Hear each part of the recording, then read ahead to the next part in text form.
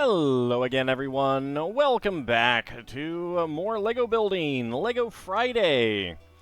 We have the newly released Lord of the Rings The Shire set, which is basically, bag end, but no, not a rogue AI.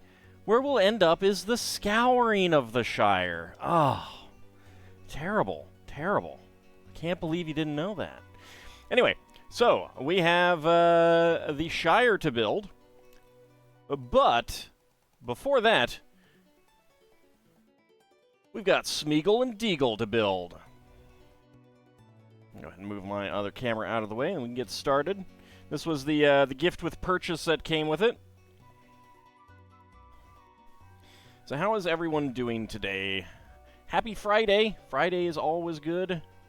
When is second breakfast? Second breakfast is whenever you want it to be. I like to have my second breakfast after my fourth breakfast, to be honest.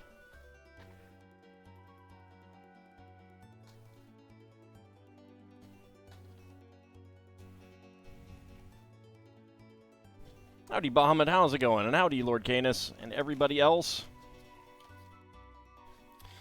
Alright, let's go ahead and pour that out. So this is about the size of the gift with purchase. There's 181 pieces for this one that they are doing for the current Nostalgia Challenge, which I do have an entry in. Thinking about a second entry, what I might want to do for that. Already. Alright, there's our instruction booklet. Wow, the colors seem oversaturated.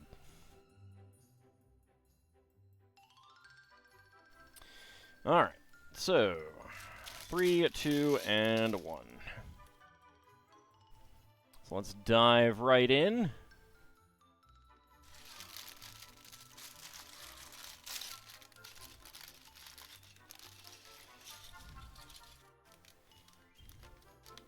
Get out there. There we go.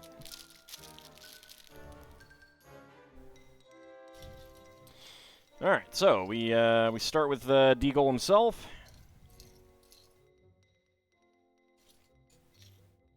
There's the whip.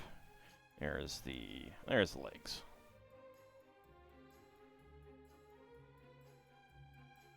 Go ahead and give him the old holding breath face there. There we go.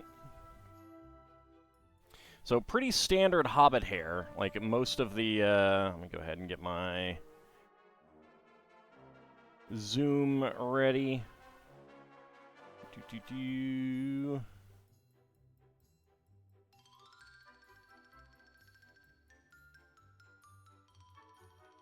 There's my zoom. All right. So Deagle, little open coat there, and he has a second happy face there. All ready to find the ring himself. Whipping fish seems ineffectual. You'd be surprised. You'd be surprised. You just gotta whip it good.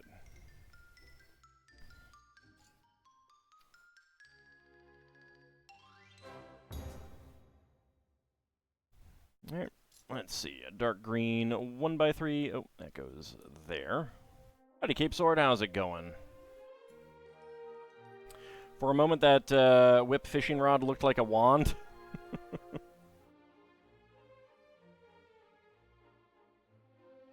They just give out these One Rings like party favors? I know. I know. I mean, when you make a lot of One Rings, you know, the One Ring to rule them all, and in the darkness bind them, and you just happen to have a warehouse full. I mean, what else are you going to do with them, right?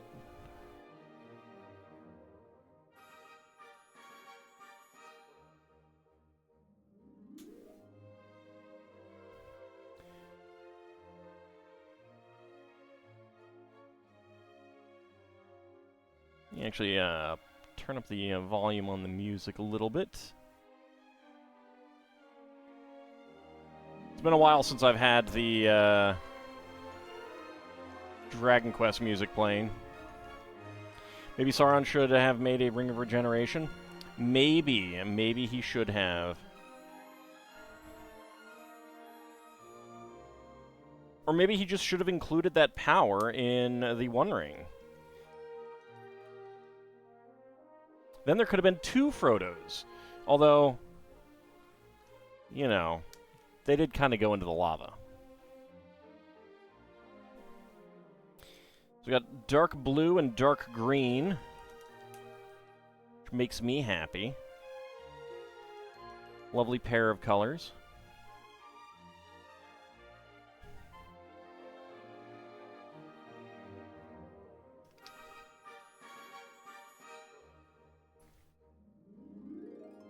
Well, let's see, 4x4 right there.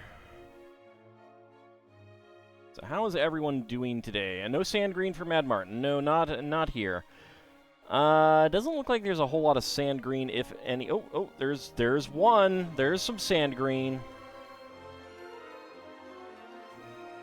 So you were wrong.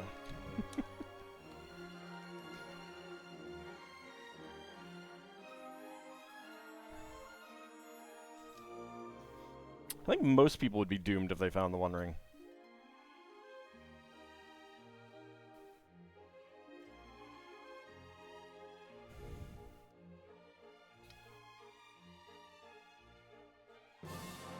Maybe Sauron should not use it on his attacky hand and use it on his behind the shield hand instead.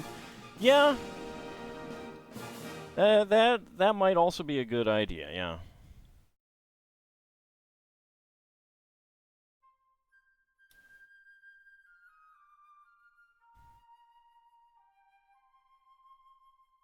Just had 2 pizza slices earlier. Nice.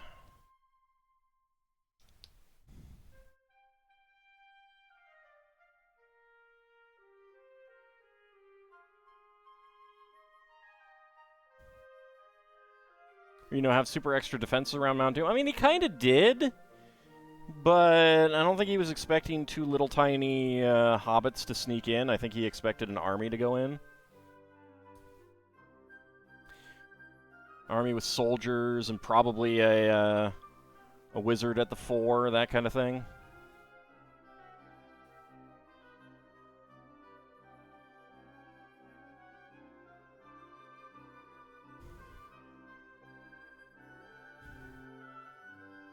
Never underestimate your enemy underestimating what you plan to do.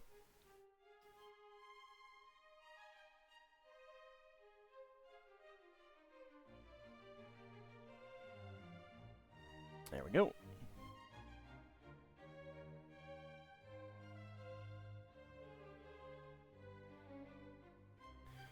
You're referring more to him not being able to regen his beautiful appearance after a Calabeth? Well, I mean, what are you going to do when all you got is wireframes, you know?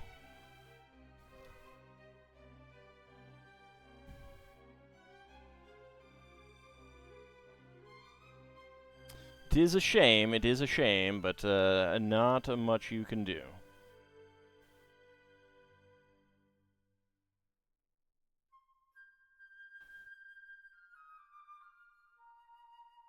Here's another curved slope. A black half arch.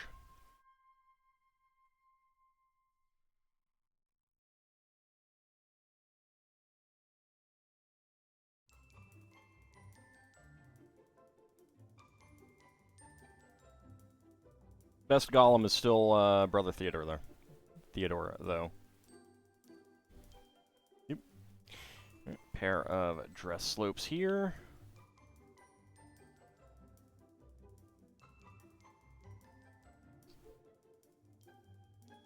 Man, I need to rewatch The Hobbit. It's been a little while.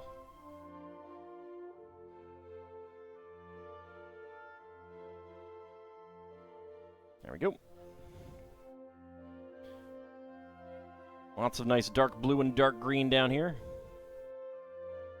Yeah, the Rankin Bass version.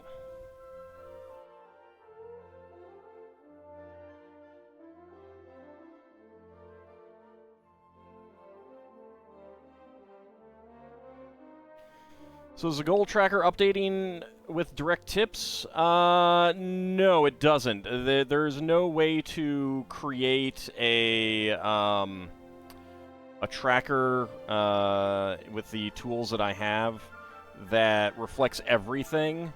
It is only bits. But the goal itself is a very loose. I just set it to a high number, and it's like,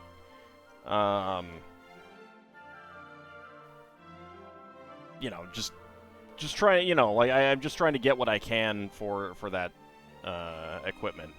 There will almost certainly be a point where I need to buy something anyway, because like I was about 10 minutes from starting this the stream, and my video drivers crashed twice in a row. Literally, like, they crashed, waited for everything to come up, and before I could do anything, they crashed again. So it's like, yeah, it's getting worse, I think. Although, like, I go days without having a problem, so it's weird. All right, so kind of weird that we got a black arch over here, half arch, and we got a brown one over here. I mean, I know it's, you know, all brown here, but still. Anyway, so spare parts. We have a spare black whip. We have a spare brown 1x1 tile soap. Spare dark blue 1x1 plate. Dark green 1x1 cylinder plate with hollow stud. Dark green 1x1 quarter cylinder tile, and 2 spare chrome gold 1-rings.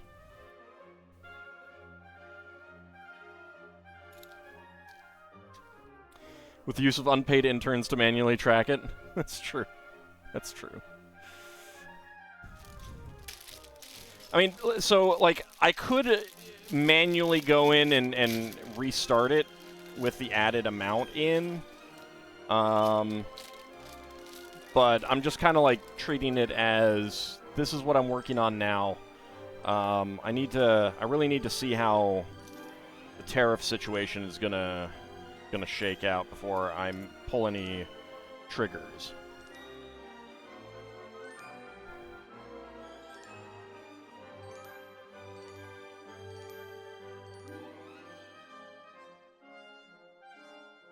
There, we got some medium azure, or light azure, not sure which. I think it's medium. I think this is medium azure.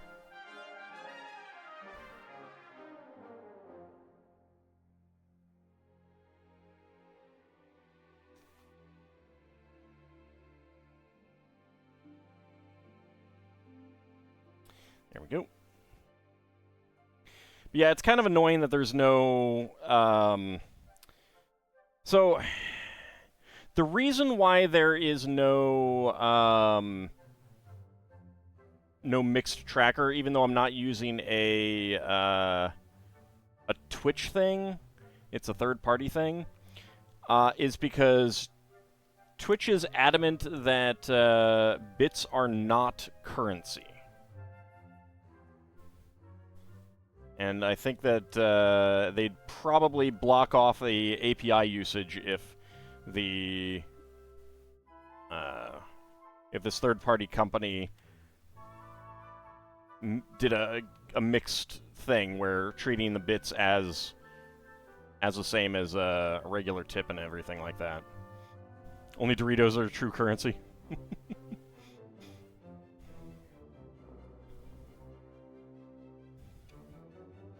Like, they get into kind of a thorny situation if they don't make that legal distinction.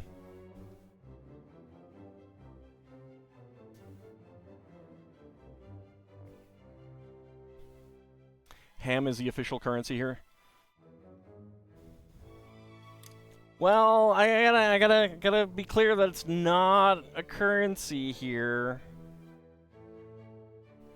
It's not a medium of exchange. That's why some people in some countries cannot use the prediction thing and actually make... Like... Get out of here, Nat. Like, people in Denmark can join in on the predictions, but they can't actually put any channel points down for it, because that violates those national laws on gambling. And Cloth Warthog redeemed Feed the Dragon. Nom nom nom nom nom. So many hams. Delicious.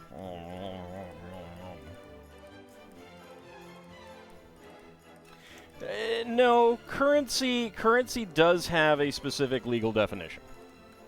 Currency has a very specific legal definition.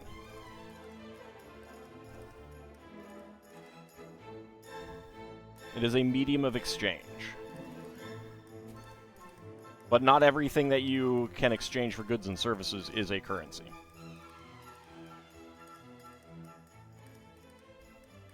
Crypto is not a currency, for example.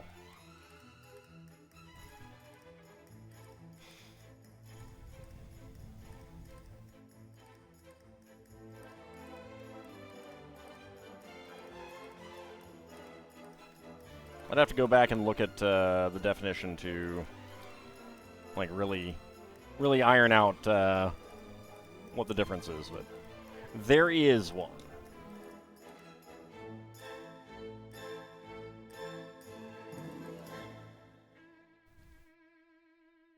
Well, so that actually is kind of the point, is like bartering does not make use of currency. Bartering is a thing, but it does not make use of currency.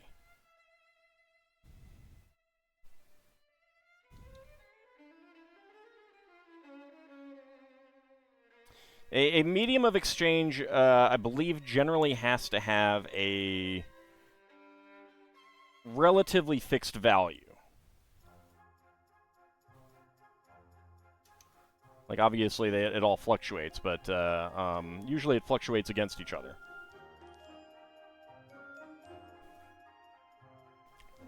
Right, but there's no medium for the exchange of goods and services. Currency is the medium, not the act.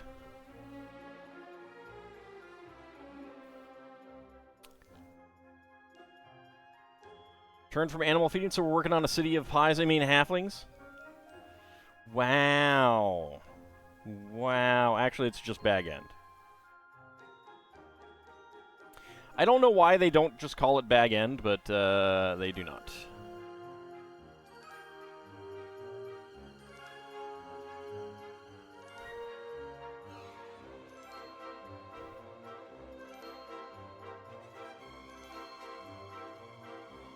Piglins, for instance, appear to have a currency, but their barters have no sense of value.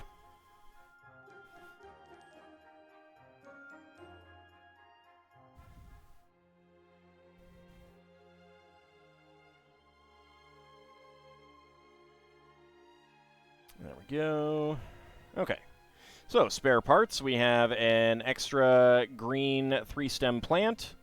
We have an extra long cattle horn in brown, a green 1x1 tile soap, and a trans light blue 1x1 cylinder tile.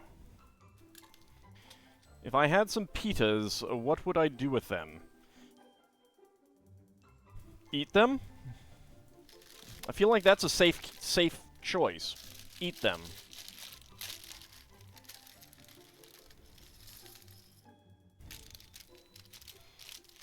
I mean, if you're looking for something a little bit stranger, then you know, I guess opt to use the pockets as pockets. What would I put in them? Sandwich stuff? Maybe? I don't know. I haven't had pitas in a long time.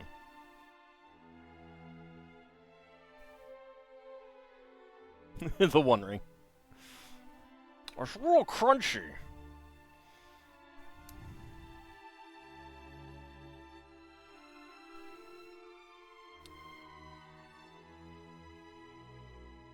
There we go, and there we go. All right.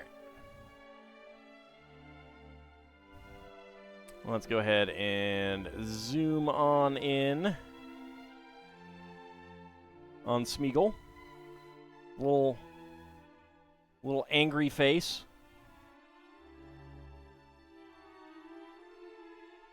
There's a normal face where he's not greedy for the One Ring.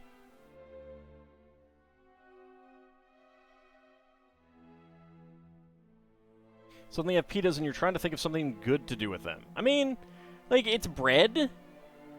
Now, they are conveniently pocket-shaped, so you could do something interesting like meatballs and sauce, or barbecue chicken or something like that.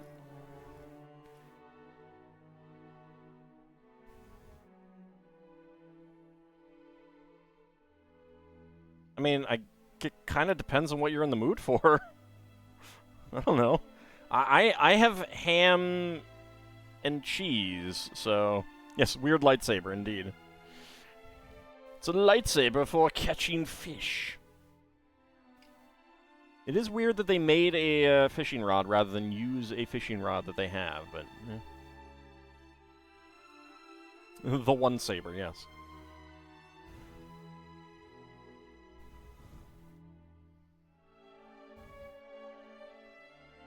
I mean, I would turn this around on you, Nadaroge. What are you hungry for?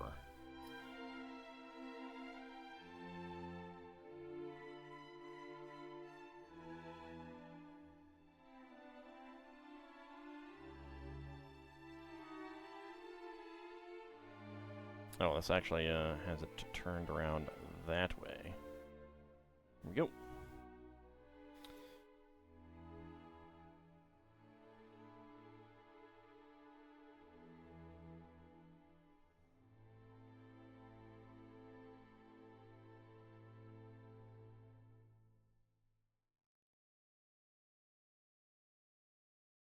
Send the Shire 1 billion jars of pickles?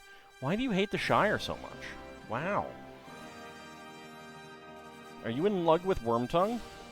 Are you in league with Wormtongue, I should say? You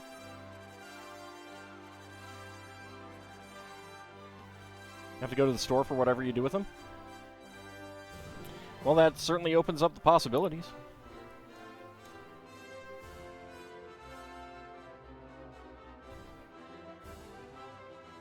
You can always try making your own gyro hero, whatever they're called. I'm never sure what the proper pronunciation is.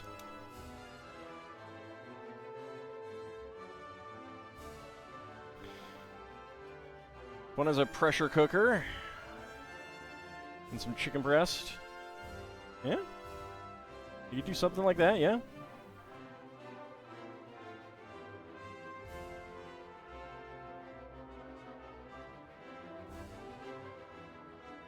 Hunting dragons on Elder Scrolls Online. Oh, you monster. Never fails to amuse you when people insist on going under their armpits to fight them and explode in the process. This is Dragon Quest music. I figured it was more appropriate than Stellaris or EU4 music.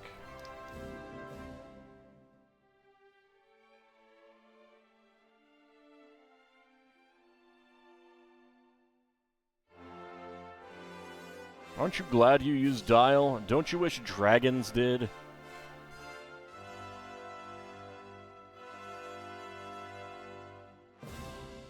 I bought Stellaris recently, been a long time. Yeah, it's been a while for me too. I lost interest. I mean, like, I more than got my money's worth out of it, so I'm not... Seriously? You're gonna go... Like, I have it on shuffle, and it just is like, yeah, let's play the exact same song. I got different versions of the Overture, so boop. Go to something else. Good. It is not the Overture.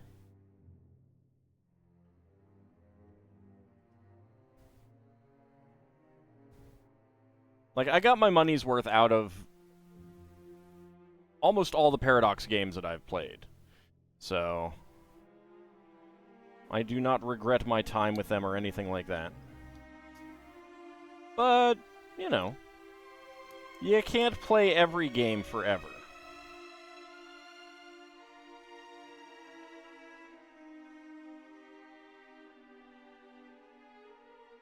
Crockpots are basically pressure cookers, I believe.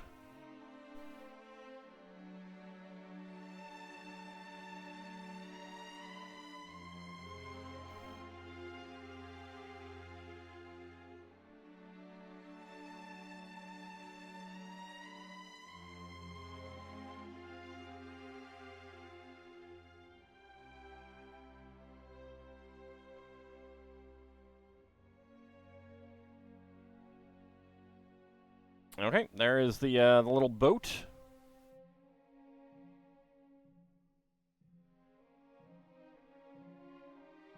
A little coracle.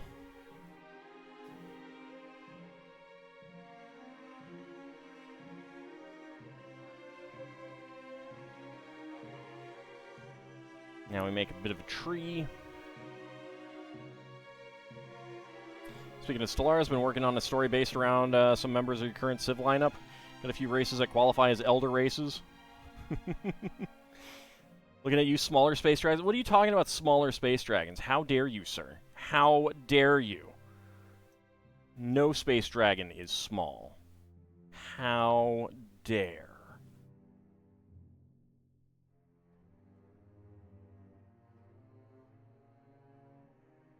If they're small, they're not true dragons.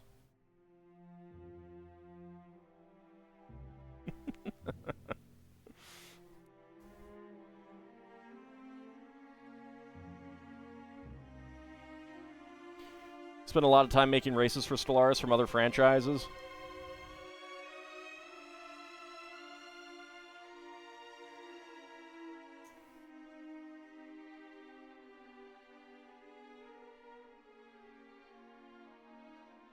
Lesser dragons?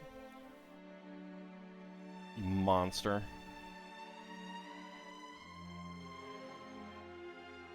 There is no such thing as a lesser dragon.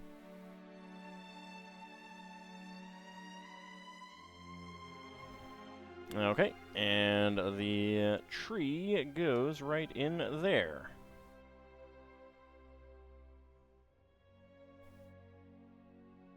Okay, so let's go ahead and have Deagle.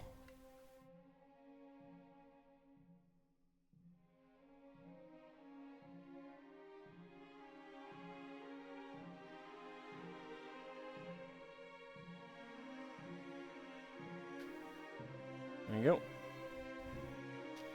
And Smeagol.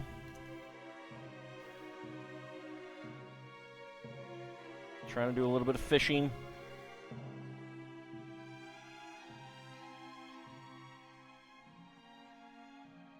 There we go. It's a pretty simple build, but I do like how they have, you know, underwater, you know, the underwater bit and everything like that. And Smeagol can just have fun spinning around. Whee! Alright, spare pieces.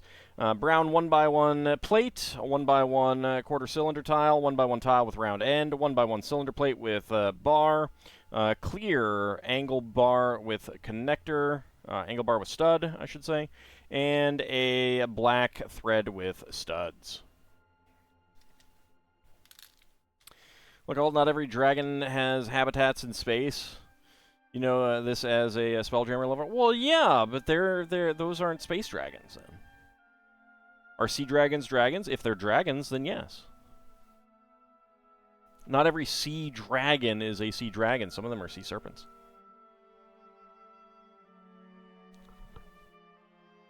But yeah, it's a cute little set. Always nice to get more gold rings that I can put in treasure hoards or something. Okay. So let's go ahead and put that to the side, and then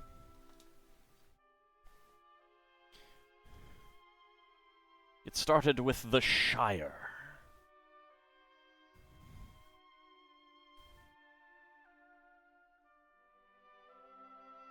Bonk, bonk, bonk. Alright.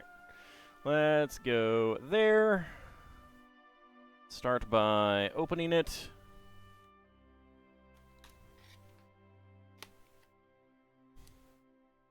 Speaking of Spelljammer, if the opening of Baldur's Gate 3 happens with any regularity, how does nobody seem to know about spelljamming?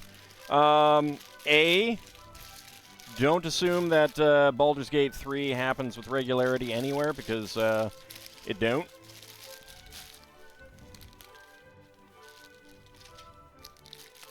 So we got 8 and 12. Let's actually move the box now. Okay, I'm not sure how many bags we have. Let's see if this says. Nope. It does not. Okay, 6, 5, 3, 15. So I'll talk about that in a second. Let me get all this stuff sorted out, squared away.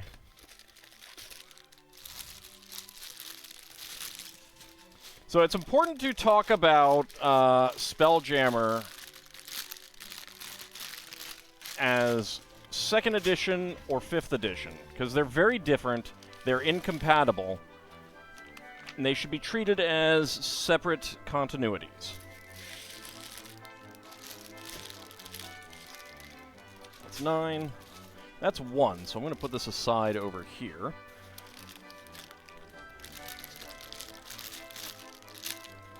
$14. 13.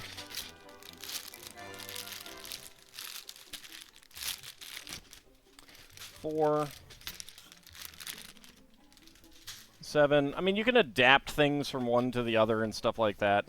Okay, that is it.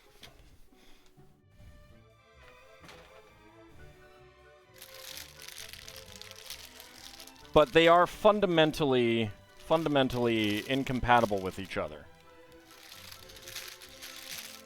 So it's best to say whether you're talking about 5th edition or 2nd edition. And I cannot comment on 5th edition because I don't know it very well. I have not paid much attention to the continuity and canonicity and everything there. Alright, so 15 goes in. 14. Ships like you saw in the opening of Baldur's Gate 3 do not exist in the 2nd edition Spelljammer. They don't really even exist in 5th edition Spelljammer. They were created for Baldur's Gate. The creative minds behind Baldur's Gate 3 were like, hey, let's do this cool thing. So, setting that aside, regardless of what edition you're talking about, Faerunians do know about spelljamming. They see it as basically the same as traveling over the ocean.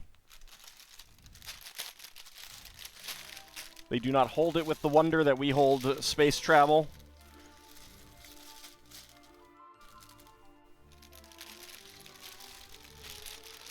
So that part of your question is incorrect. Howdy, Farron. How's it going? There's 6. There's 5.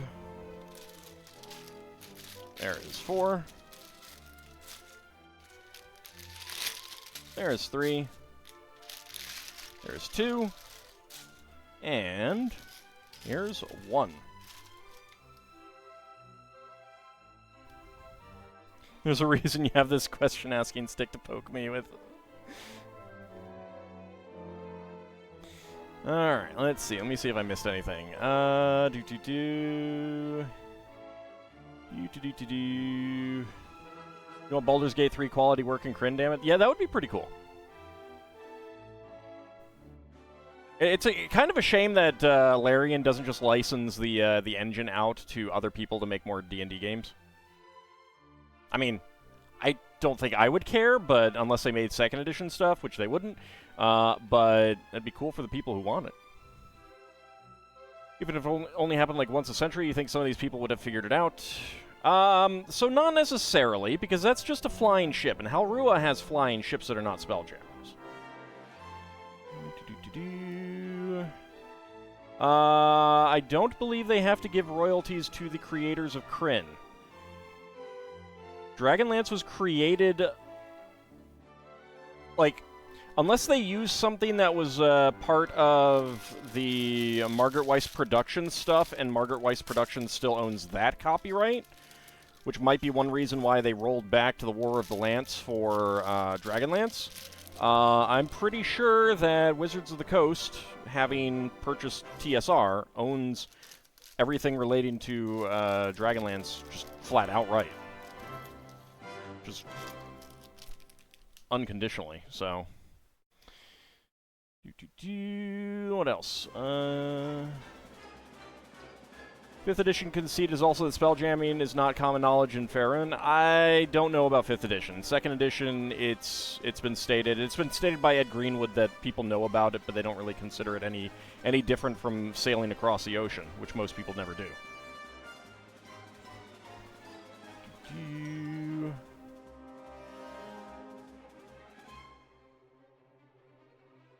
Everybody knows the perfect and canon version of Spelljammer is that on Pirates of Realmspace. Terrible, man, terrible. Alright, let's see. A long-expected party. J.R.R. Tolkien's beloved The Lord of the Rings universe unfolds in the enchanting world of Middle-earth, a mythical land rich in history, tales of heroic characters, and the power of friendship. The first movie, The Fellowship of the Ring, 2001, begins in the Shire, home of the Hobbits. Oh my god, all of the trademarks. This serene setting is bustling with excitement as Bilbo Baggins prepares for his 11th birthday. Bilbo's joyful celebration is a party of special magnificence, filled with feasts, magical fireworks, and the arrival of Gandalf the Grey. TM. Soon the Shire's harmony and quaint beauty contrasts with a looming darkness. When Bilbo mysteriously vanishes from the party, he leaves behind an ancient artifact with ominous powers. The One Ring TM. His actions set in motion an eventual journey that will shape the fate of Middle-earth. This LEGO Lord of the Rings The Shire TM set is a highly detailed diorama of Bilbo's cozy house under the hill. Step inside, enjoy the warmth, hospitality, and a nice cup of tea before the road goes ever on.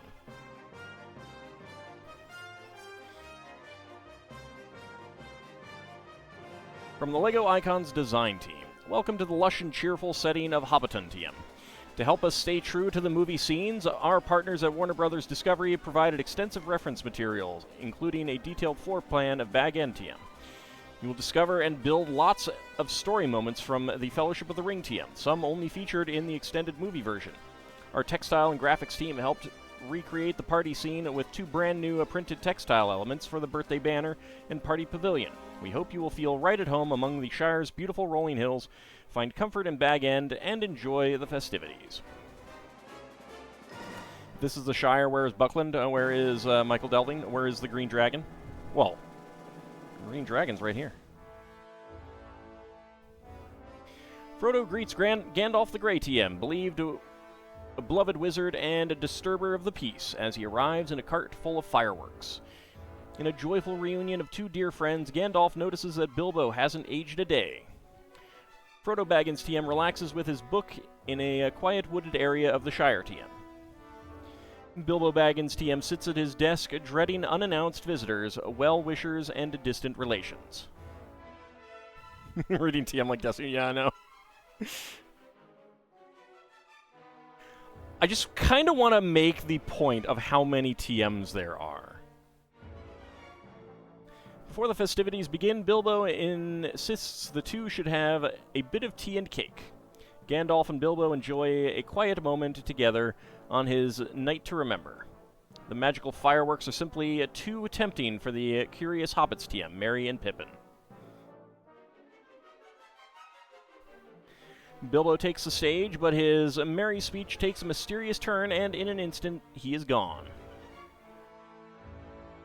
Gandalf casts the envelope with the One Ring TM into the fire and reveals its secrets to Frodo.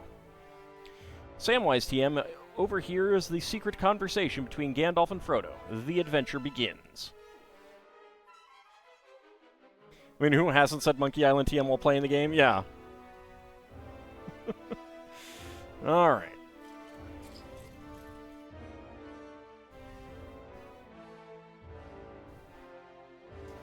So we need Gandalf's cloak, cape.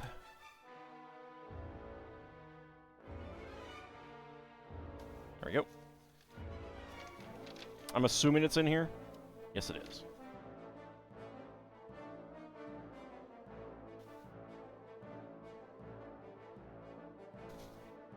Oh, good. It's not the stiff fabric. I like the stiff fabric. It has its use, but I also like the soft fabric.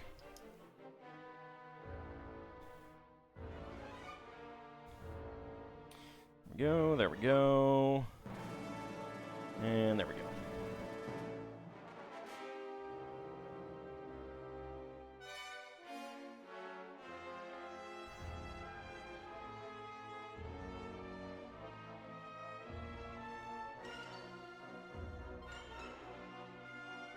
Oh, right. I need his actual beard.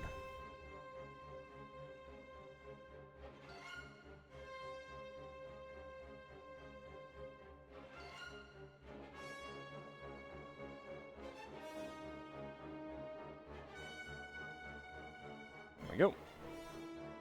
And there we go. Alright. There's our Gandalf. Distantly related to Gandolfini.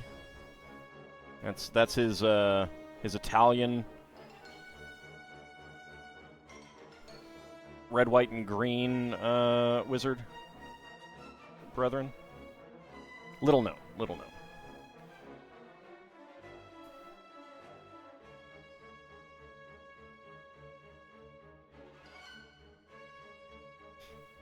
There we go. And I think this is Bilbo. Can the Shire run Doom? Yes, everything can run Doom these days. Everything can. Don't question it. So a nice decorated coat here on Bilbo. That's a really fancy print. And there is Gandalf. Little pouch on his waist.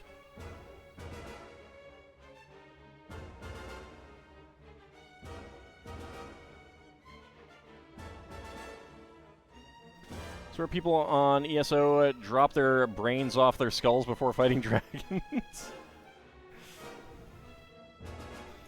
Okay, let's get our horsey out.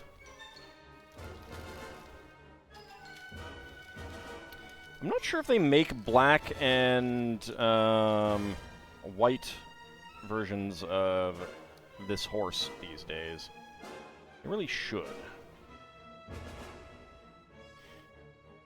Let's get dark orange, a 1x2 brick in there, and a 1x2 plate. For the horse brick.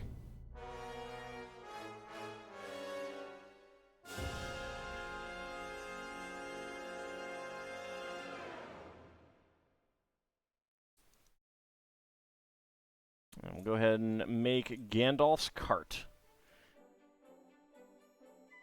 But there's no space to put a forestman in this cart, and that's very disappointing. What's the point of a medieval cart in LEGO if you can't even hide a forestman figure in there? Think a practical wizard like Gandalf would have a mule, not a horse?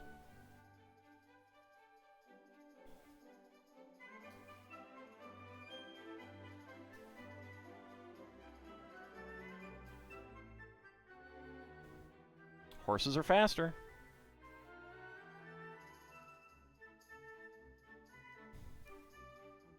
It's also not a heavy cart, so, you know.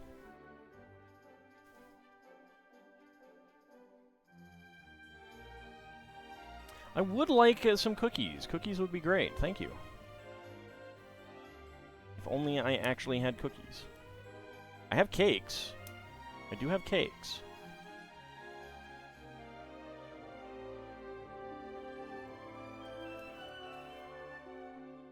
But you don't always want that. Sometimes you want speed. Also, why did I not put that away?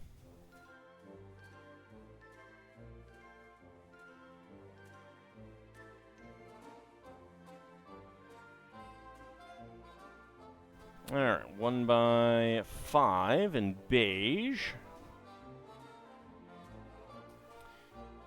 Pair of 1x2 tiles with center studs, and a 1x1 tile.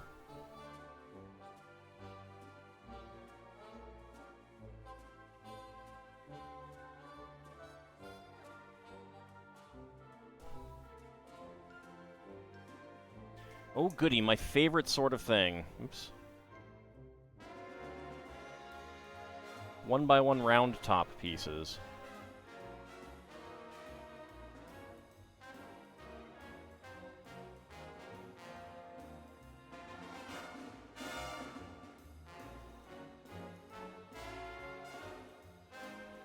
There we go.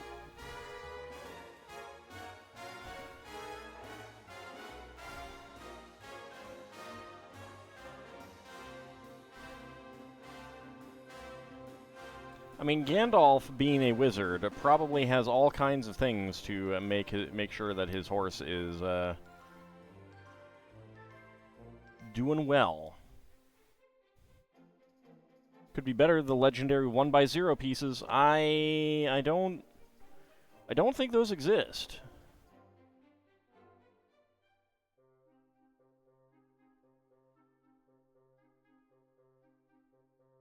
Where's the mold mark? There is the mold mark. There we go. Okay, and then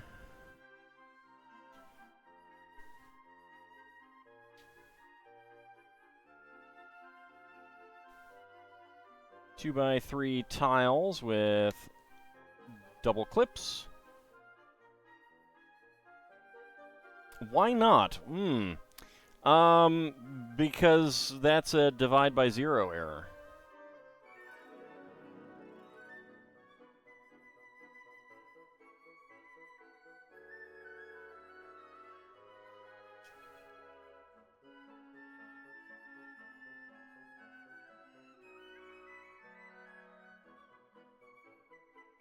Well, not divide by zero, but multiply by zero.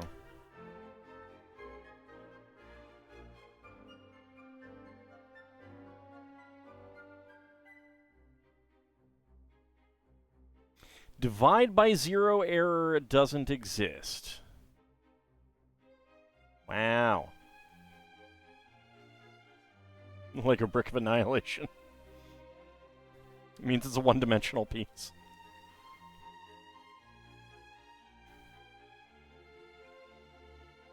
There aren't one-dimensional pieces. I hate to break it to you.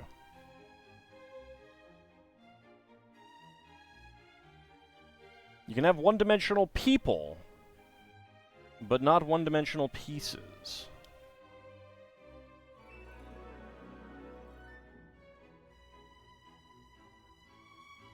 There we go.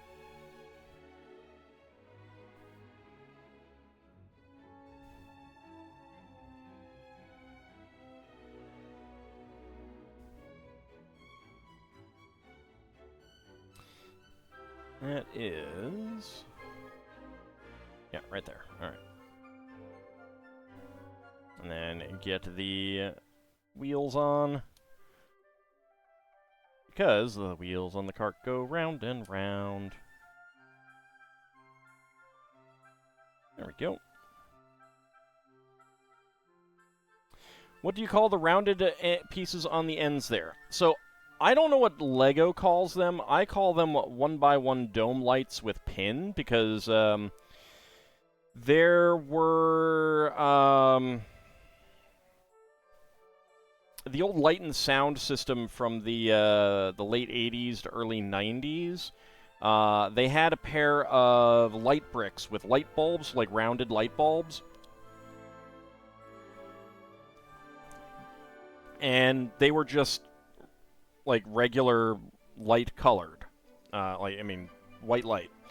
To get different colors, like if you put it on a police vehicle and you want flashing red and blue lights, then you had little domes that did not have this pin on the underside, but they fit over them, so you get colored light filters, basically.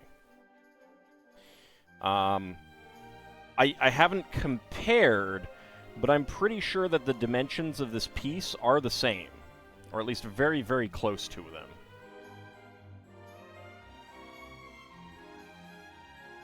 So I call them 1x1 dome lights with pins. Or 1x1 domes with pins. Now, there is a brand new, and I haven't gotten any of them yet. Howdy, Seelan. How's it going? There is a brand new 1x1 dome that the profile is the exact same on as these. So these fit into 1x3 arches perfectly, and so do those pieces. It's got some little sitting legs there for Bilbo. And we get a sitting dress for Gandalf.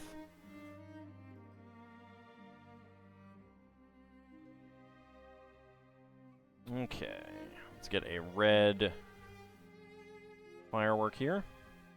Howdy, Dark Jade. Things are going well over here.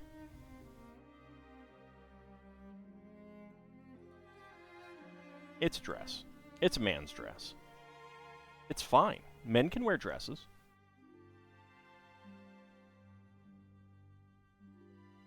A wizard is never late, Frodo Baggins, nor is he early. He arrives exactly when he means to. Gandalf the Grey TM. Gandalf the Grease. Interesting. I enjoy how Gandalf le Gris and Gandalf el Gris are not TM'd. So only the English is trademarked.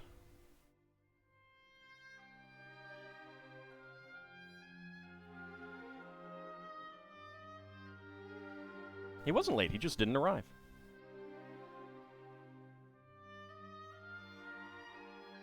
Is there another one by, There is. Oh, yeah. Alright. So, that goes under there.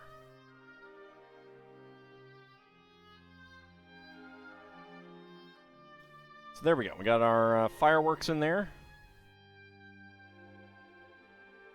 Now, they actually had a unique firework element for the original release of this cart as a set years ago.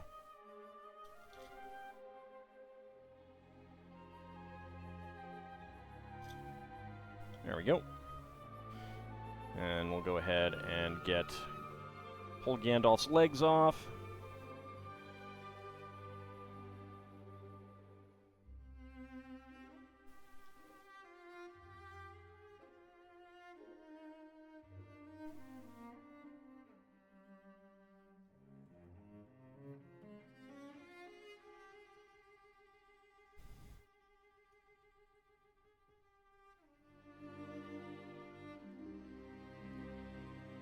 Pull off Frodo's legs. Violent display.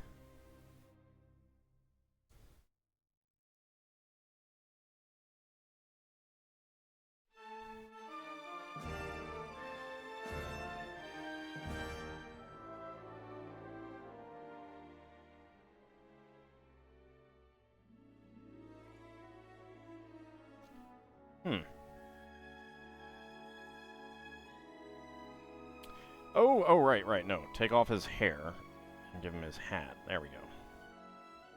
That way he can sit here.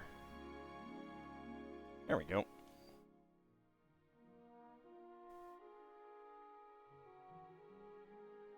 So it's a very cute cart. I like it.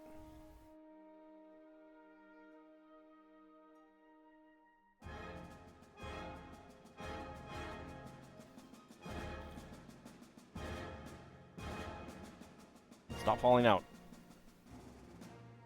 Okay. Card up there. We have technically not extra parts right there. These are extra parts, however. 1x1 pyramid peak slopes in red and dark red. Tan 1x1 tile. Light nougat 1x1 plate. Tan 1x1 dome light with a peg. And a 6L bar with stop. Howdy, Kinshire. How's it going? Mega flares work better than fireworks. I mean, I guess it depends on what you, what you're going for. Alright, bag number 2. As we start bag end proper.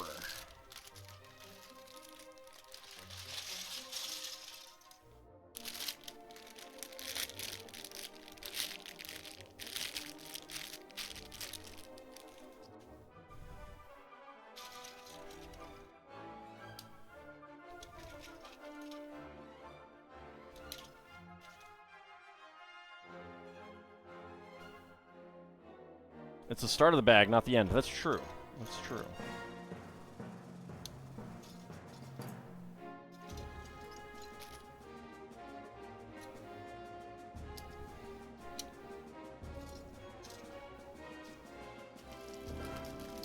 This sure is a Shire, yeah. I wonder if they have a Shire Reeve.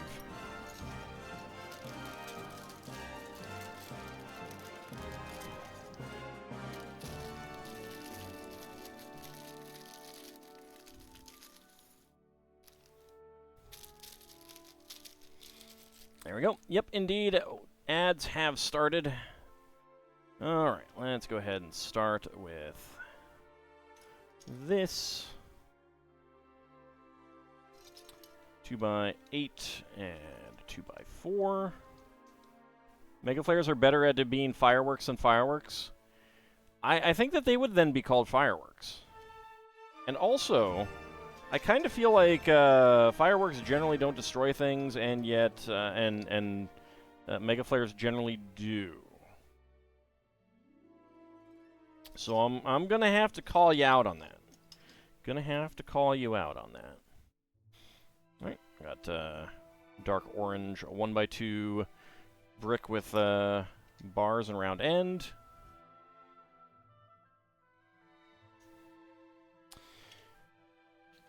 So not a rogue AI. Is it a bit of a pita to think of things to put in pitas? I'm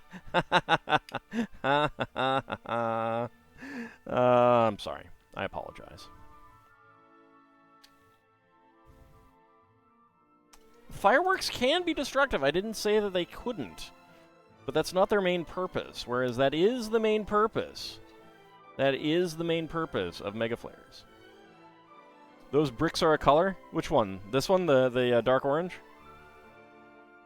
Or the lime green?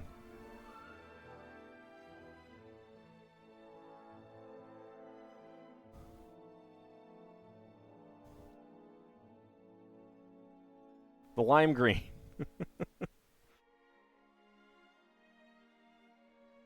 Ponder some dessert for me too, Kinshire. Please. I do have Little Debbie zebra cakes, and I will probably have one of those, though.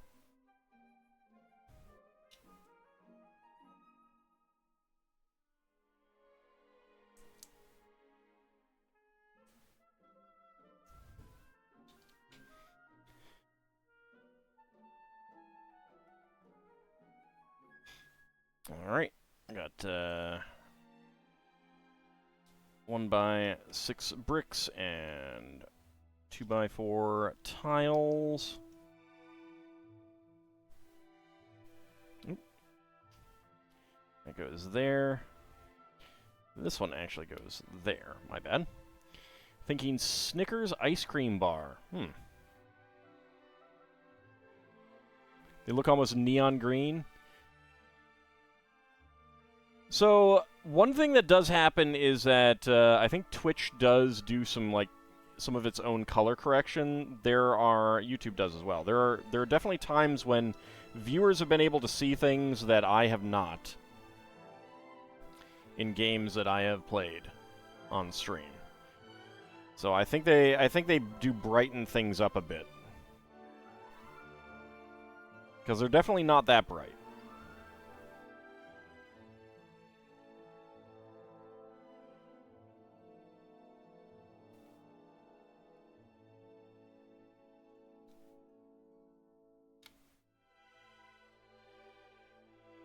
I'd actually kind of say that they're kind of dull.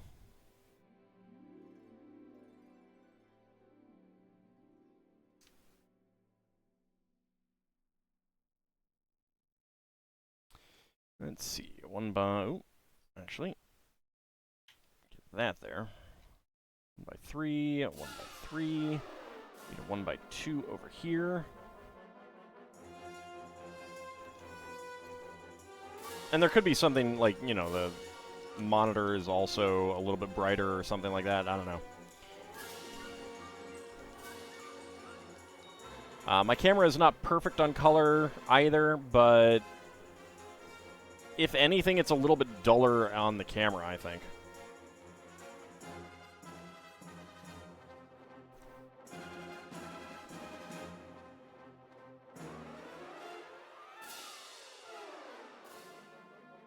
Oh. Okay, 1x2. This is the only thing connecting this in here at the moment.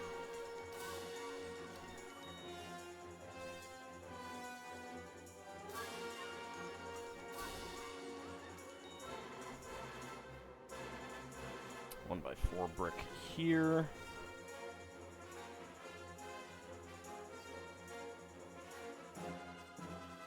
Brown 2x3s and a green 1x3.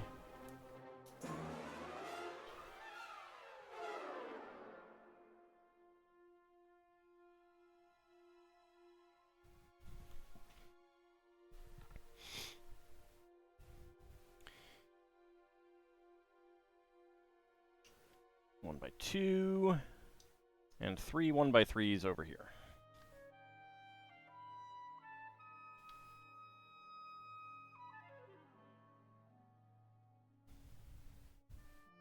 So I think we're getting to the front part of it. Nope. 1x1 cylinder tile, please get in there. And a 1x4 plate right back there.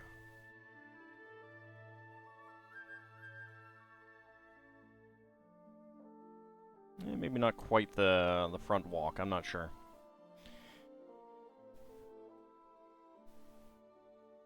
Alright, 2 3x3s in brown.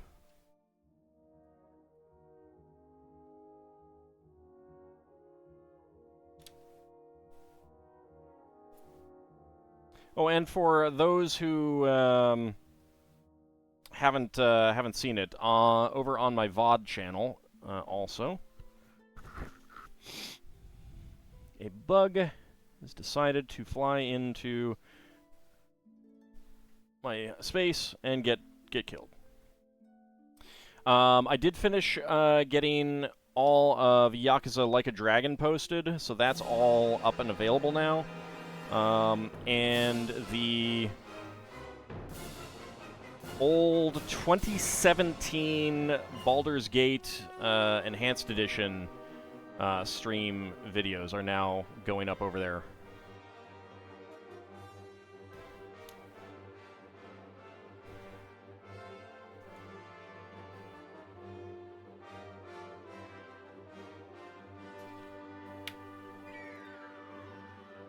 So once I finish that, we'll have, I think, a bunch of Crusader Kings stuff.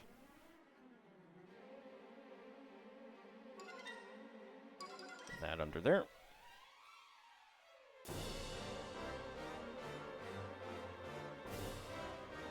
Yakisoba like a chicken.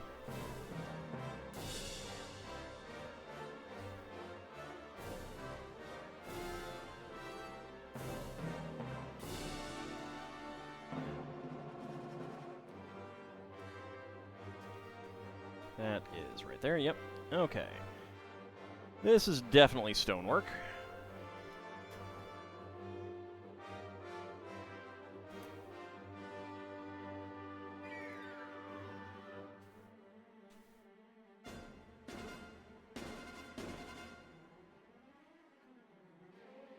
we go.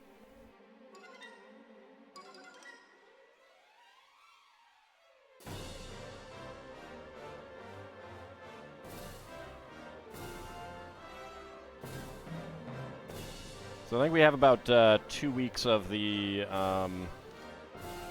Baldur's Gate stuff. That will be getting posted. Let's see, we need another green 1x2 down here. There we go. There we go.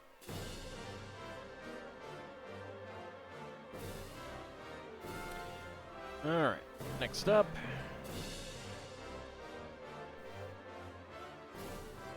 Three by three curved or macaroni tile there.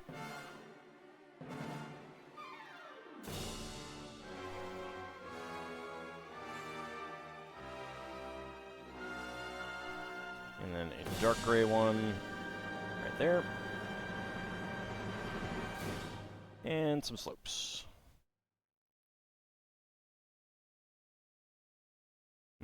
Green slopes. So I can eventually do a green roof.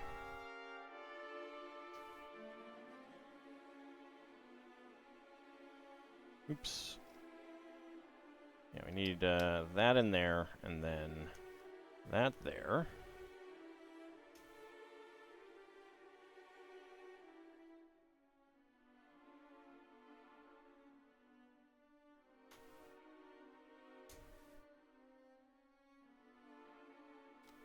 There we go. And lots of dark green 2x2 cylinder tiles with center studs.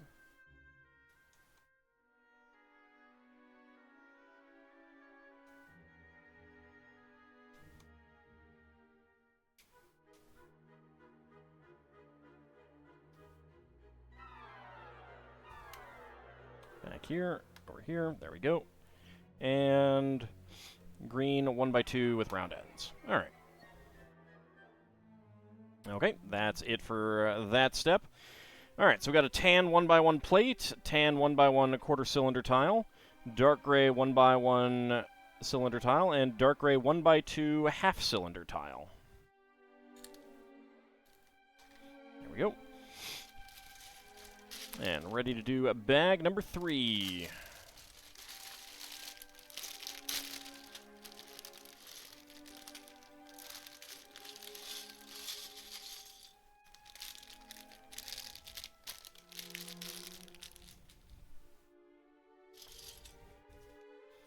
All right, move the large plates out of the way. Move the large curved slopes out of the way. These are some nice printed tiles. How many bags were there? 15, I believe.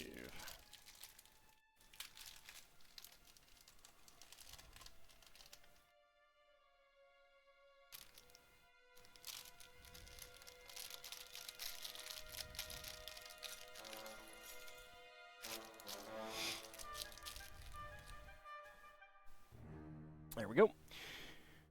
All right, first of all, 4 3x3s. And we get this decoration there.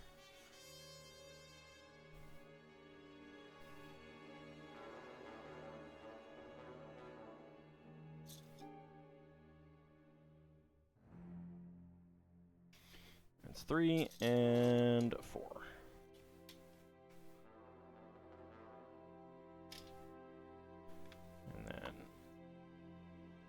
That, make sure that that is pushed down everywhere. There we go. Green 1x2 plate right there. Okay, wedge plate. Another green 1x2 right there.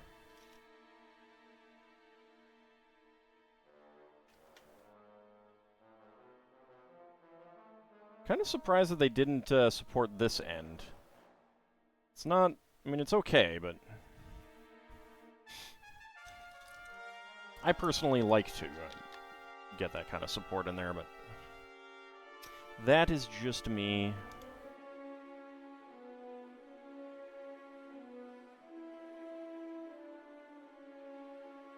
Okay, green 6x8 there.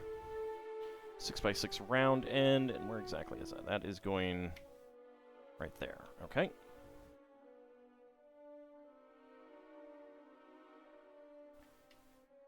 Two by 4, 1x8. Another 2x4 over here.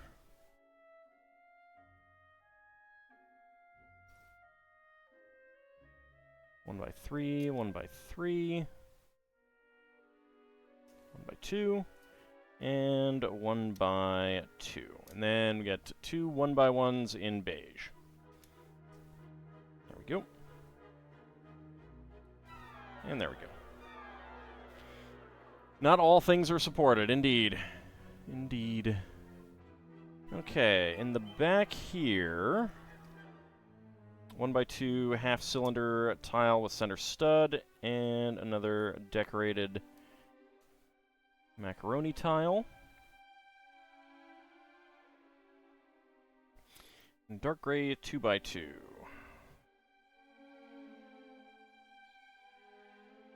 And then lots of dark red.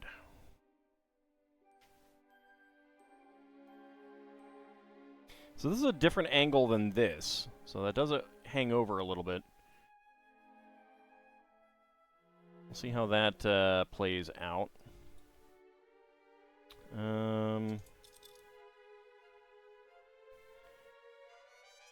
2x4 right there.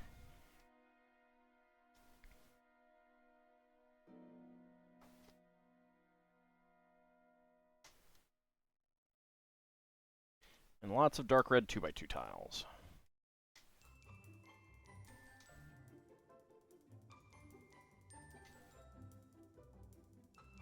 Two by 4 right there, and another pair here.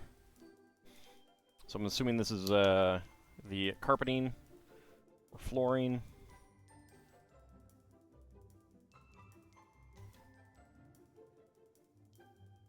Saw on a puzzle channel some puzzles made of Lego, like one based on the Clue board game board with a bunch of hidden bits. Perhaps one day Lego could make their own puzzle box sets. They've done some stuff like that, and they've done board games. The worry is always, like, it has to not be too complex, and it also needs to not stress any of the bricks, and sometimes they do stress bricks. Okie dokie. Lots more dark red. Let's see, 2x4 there, and one more 2x4 right there.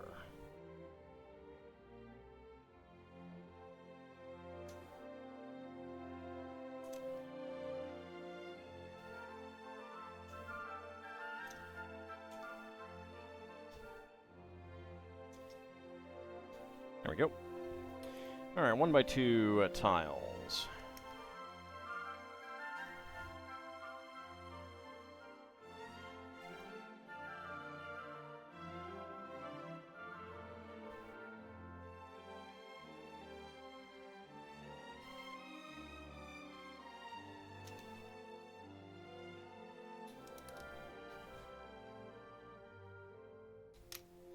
There we go. Okay, and then right here is the decorated rug, which is really nice. That's a really nice pair of tiles. Makes me wonder if that'll show up in some other sets.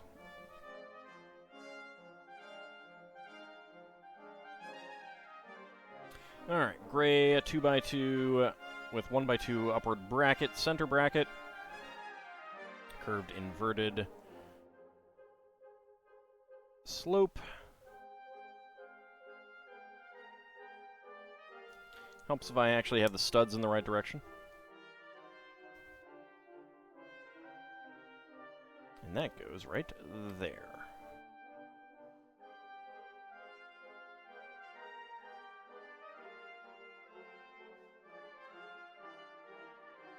Okay, I think this is for the door itself.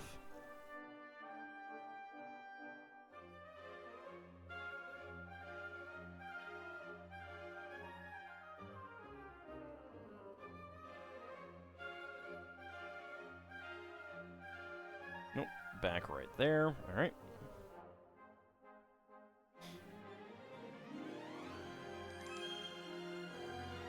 Another inverted arch. Round 1x1 and 1x1 cylinder tile.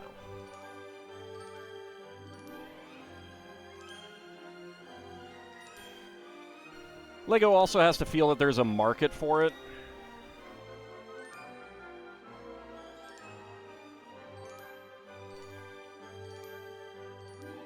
And I think the worry is always that there isn't. That said, it could be one of those things that could bring in new people to Lego.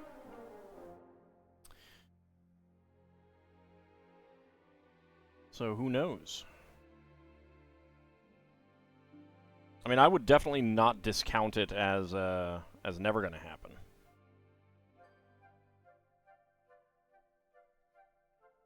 I'm pretty sure I've seen LEGO Ideas submissions that are puzzle boxes and stuff like that, too, so... They need to get to 10,000 supporters. Okay, now we do take the pair of these. Green 1x4s.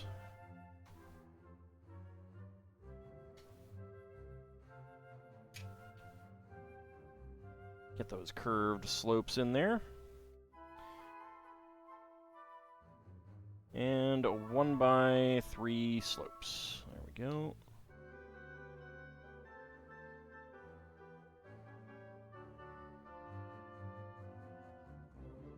Make sure those are pushed down. Nope, not right there. Right. Right. Come on, get in there. Thank you. There we go. Okay, and then we have kind of matching the 2x2 macaroni ones. We have 4x4 macaroni with the decorations. And that explains why that is going down there.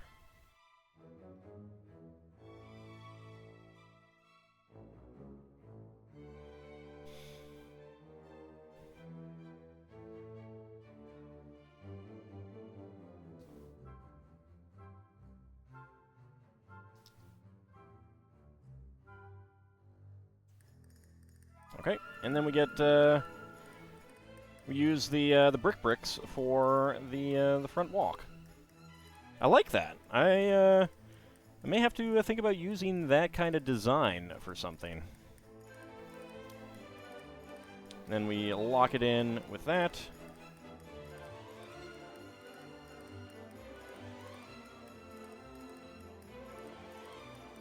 Okay, double stack of a 1x2 half-cylinder tiles with center studs, and then a 1x2 half-cylinder tile. Right there. Get beige 2x2, 2x6s. Jeez. We'll get the words right eventually. No dwarves in this to sing jaunty tunes about breaking Bilbo's ceramics? No. No, this is the Shire from The Lord of the Rings, not the Hobbit. Which I'm kind of glad, and I think one of the reasons why they did that is because they had... I think they've done that one already.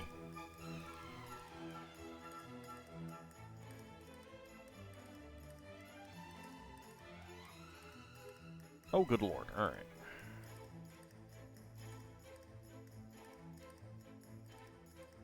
I think that was the original bag end that they put out.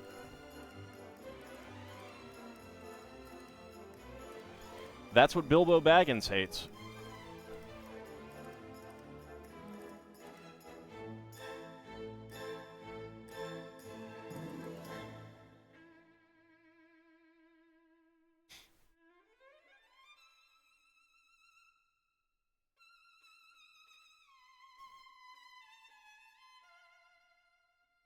Okay, then get you right there. 1 by 2 there.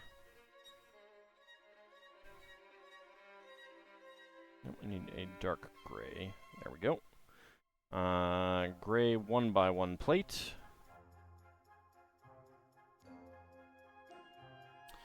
Okay. Dark gray and light gray 1 by 1 cylinder tiles.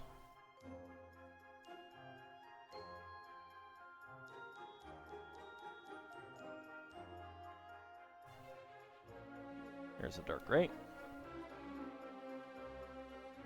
And a gray 1 by 1 plate. And another 1 by 2 half cylinder. There we go. I think still better done in Rankin Bass. I have not actually seen that segment in the live action Hobbit.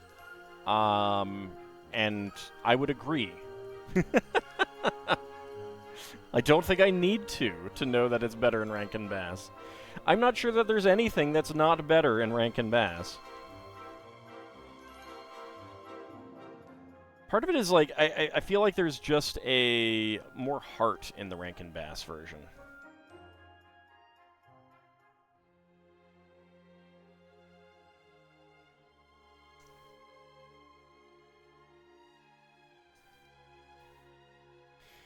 Peter Jackson wasn't very into doing The Hobbit. Would have liked to see Del Toro's vision. Yes.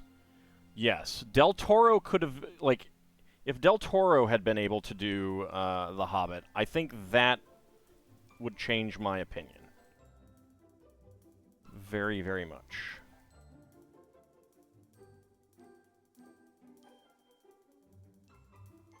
Because Del Toro was going to make it more of a fairy tale. And I think that spooked the execs. Stupidly. So they make Hobbit and claymation.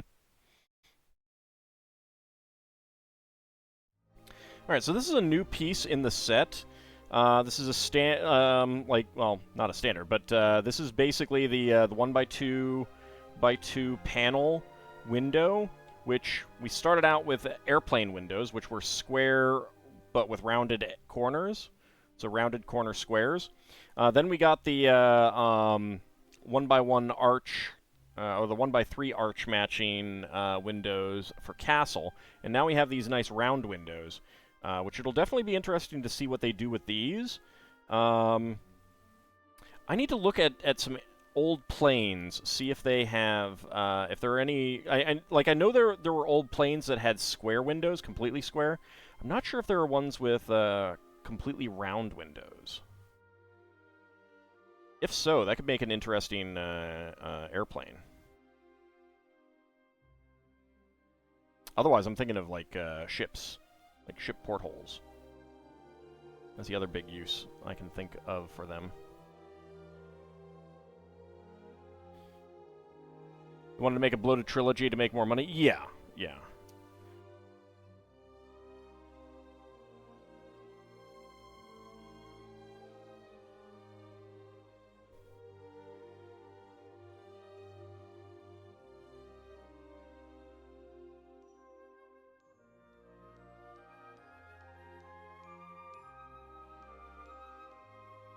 You wish you had Bezos' money?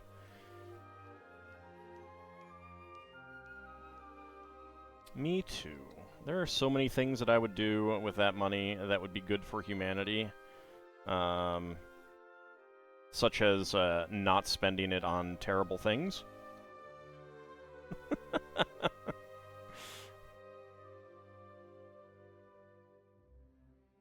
But yeah, like the weird thing is that people like Bezos, this is how kind of void their lives are. Bezos, Musk, Zuck, they've got all of this money. They could just like be like, hey, I want a big budget remake of this movie that I loved. Here is unlimited money, go do it. And if it sucked, it sucked. If it was good, it was good. But, like, they wouldn't be doing it out of a desire to make money. It would just be this desire of, I loved this thing, and I want more. It would just be funding, like, it essentially would be just funding the arts.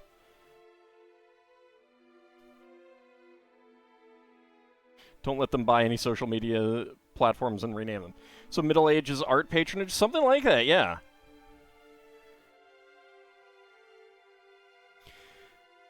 The small round windows of bag NTM are the first LEGO Windows elements to feature circular openings. And that goes right there.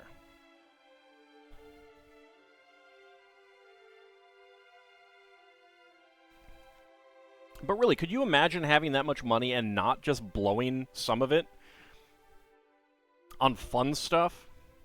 Like art that you like?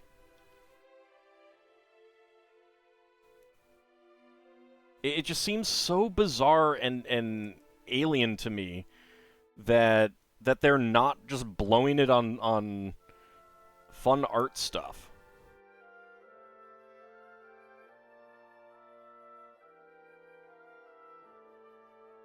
Like, if I had that kind of money, I would just be, like, scouring so many artist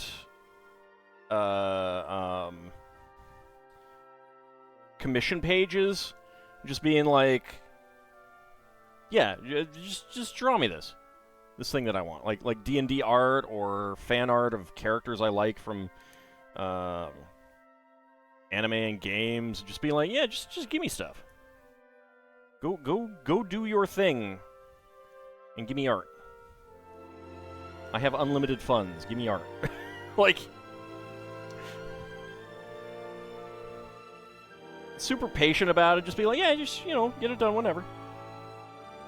I got more in the fire.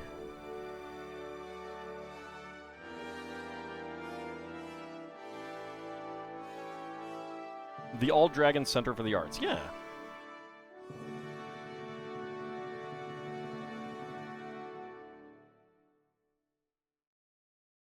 Find old TSR, D&D creators and be like, hey, dude, you want $40,000 to just write me more D&D stuff?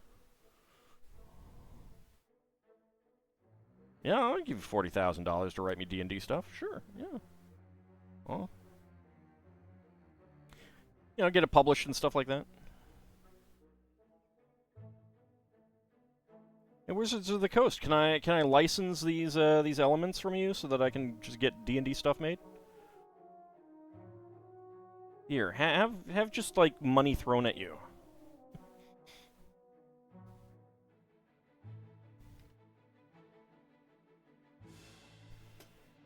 All right, so there are the front windows and spare parts. It's just, like, bizarre to me that they're not doing stuff like that. Just, like how absent is their life in terms of, like, artistic desire and love that they're not just, like, throwing money at people to do fun stuff for art. Not even, like, awful ways like Mr. Beast does. I just mean, like, yeah, just, you know, go give me artwork for Xenogears. You know, fan art of Xenogears. Alright. Spare parts. 1x1 plates in beige and gray.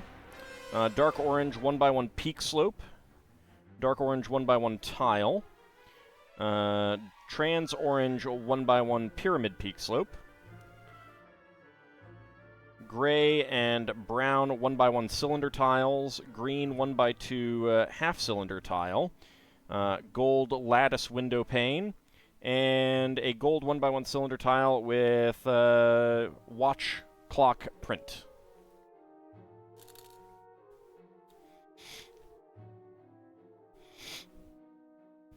Because wealthy people hate fun. They're like, I do think that for most people to get that wealthy, they kind of do have to have this, like, void in their soul. You know? Most people just don't have the creative imagination most of us have. I don't know. I disagree. I think most people, if they just suddenly got rich, would just kind of like blow it on fun stuff. They go on trips. They go around the world and be like, hey, I've never been to, you know, I've always wanted to go to Europe. I've always wanted to go to South America. I've always wanted to go to Japan. You know, whatever it is. And they just do it because they have the money, unlimited money. Howdy, Vigastry. How's it going? We hope you're enjoying your building journey so far. Indeed, I am. Money is keeping score for them, yeah. That's one of the reasons why they keep wanting more and they don't want to pay taxes on it, because it's not about what they can do with it, it's about how much they have. And it's just like, ugh.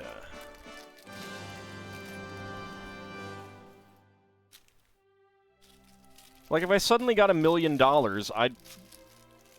I'd talk to, like, an investment person and be like, all right, how much do I need to put away so that it'll continue to grow and I will just have income for life that sustains my basic level? All right, this is what I'll do. All right, now I'll just go blow the rest of this on fun stuff, like going to Greece, you know, buying Lego sets that I want, out-of-print Lego sets that I never could get and stuff like that. Just, like, have fun with it.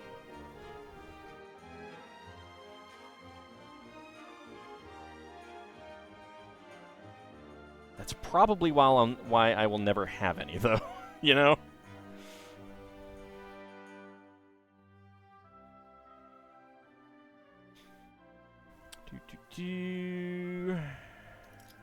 Where is... There it is.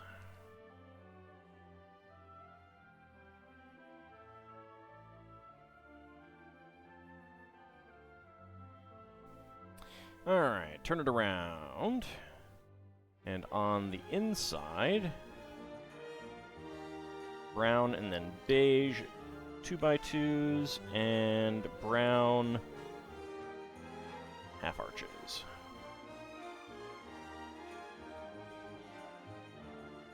And double pair, that's kind of an oxymoron.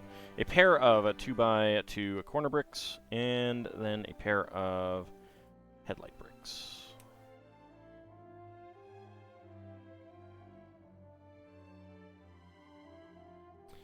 And a 1x2 tile right there.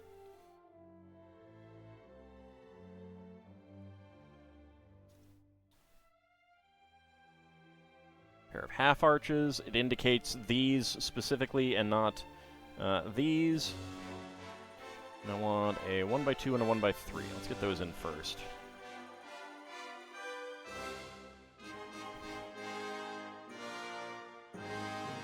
Is this the Shire Farms hand build?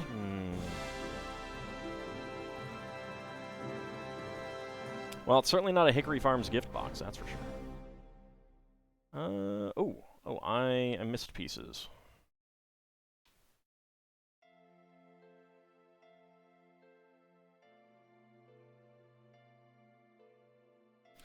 Two by two here, and a 1x2 inverted half arch.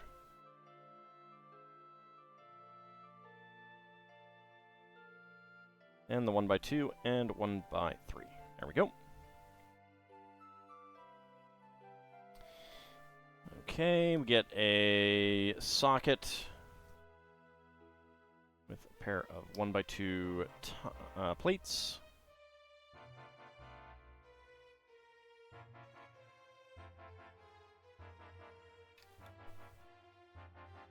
There we go. Alright, now on the other side.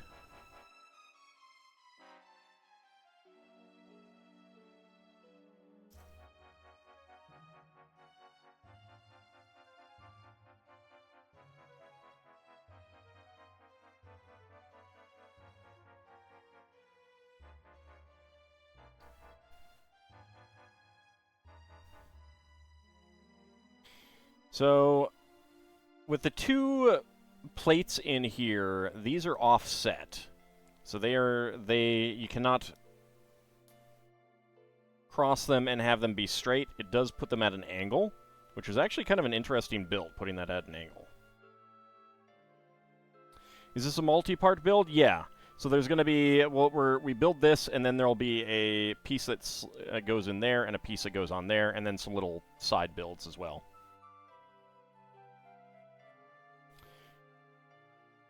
Okay, so for some reason, we got dark orange down here, and then here we have gold. I don't know why, but we do. Maybe so that they blend in better with the beige. That's probably it, actually. Makes sense.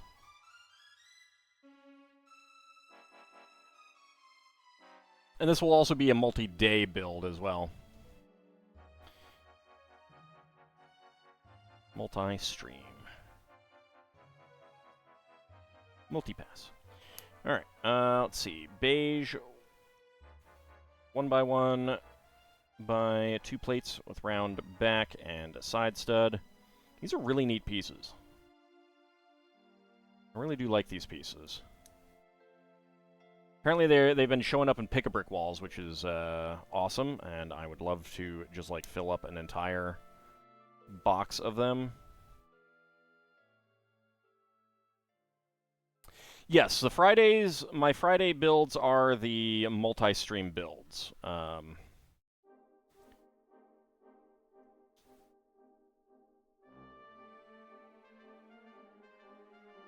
side studs. 1x1 brick in here. And 1x1 with side stud.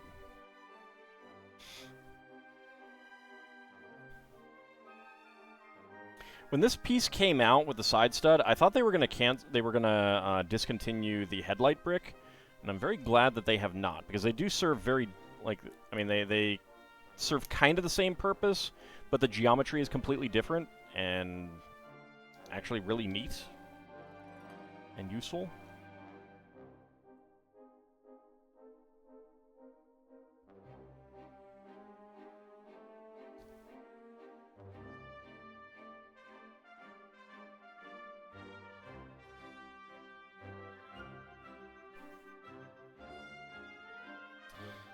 Go, and then it's 3, yeah, alright.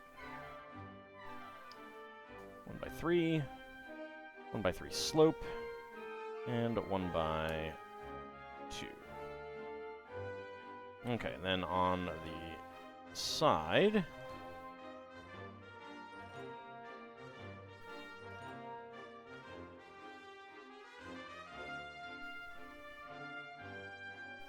there we go. And then we get the macaroni pieces.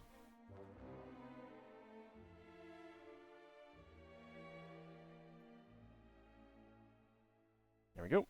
So we get a little fireplace, or alternately, oops, let's turn that around. Might be like a kitchen hearth. Not sure which yet.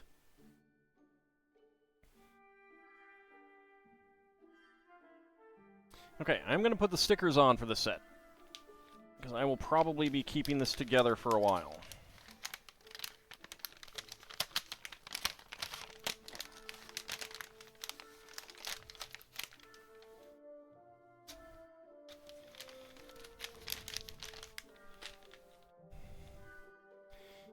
There we go, and 2x3 tile with a pair of clips, and that is number 8.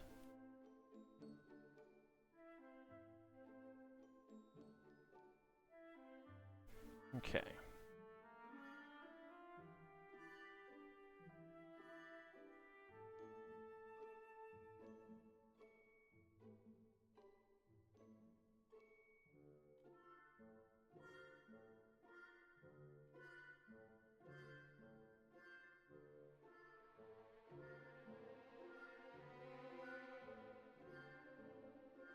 It's a little crooked, but that's okay.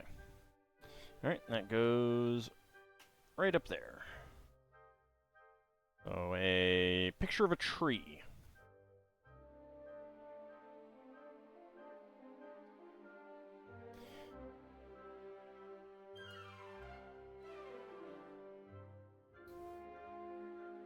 And then right here,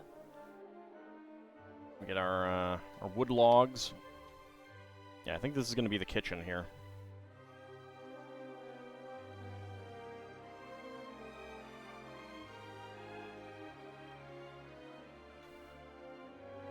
Making a little stack. It's pretty cute. Okay, 1x3 and brown. I don't know what to call the half arch. It's kind of a. It's not a full curved arch. It's like an eastern arch. There we go.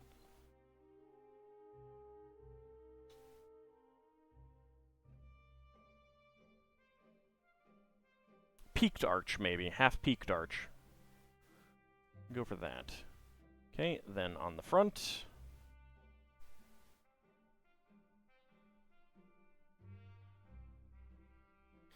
Get the same arches.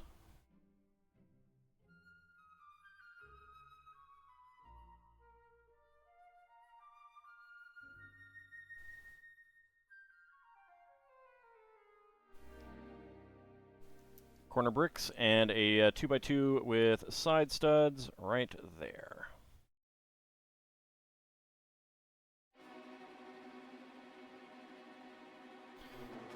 One by two plates on either side. And then we get our other 4x4 macaroni printed pieces here. Bacon cheese fries or chili cheese fries? Well, I don't like chili, so I would go for bacon cheese. I just usually go for normal cheese, though. So we got our Hobbit door frame there.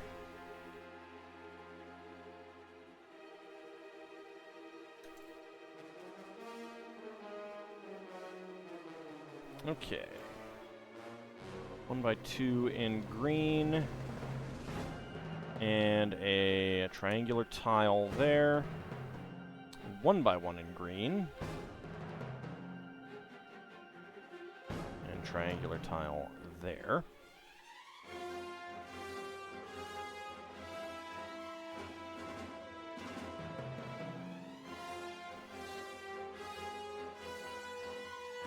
One by two plate and 1x1 plate right there, and we want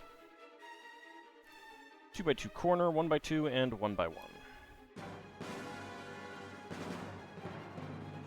There we go.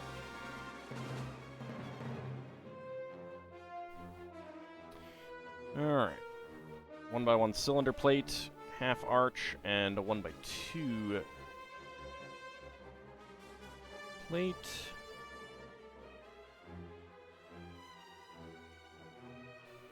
Okay, so that goes right there, and that one goes right there.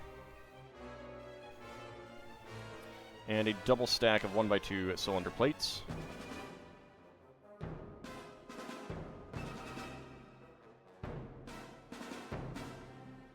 There we go. This is only held on by one stud, and it does swing pretty easily. Is the ring hidden somewhere? I don't think the ring is going to be hidden somewhere yet. Because he kept it in a bell jar over the mantle, I think.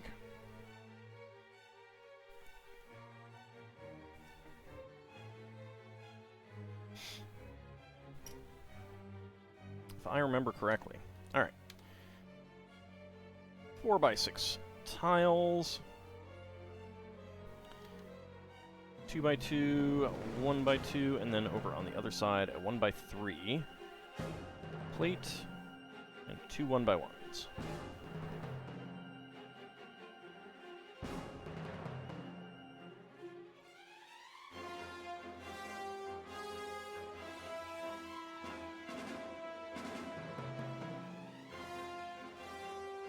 There we go. Get that right in there.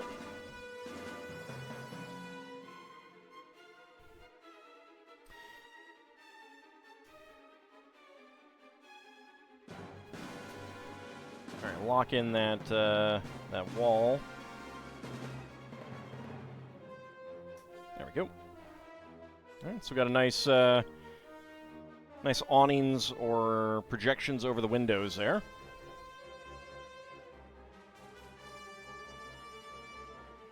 One by 3 brick. And a pair of dark green leaves.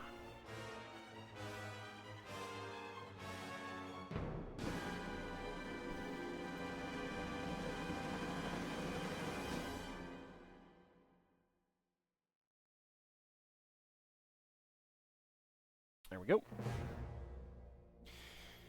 Okay. Now we make the door.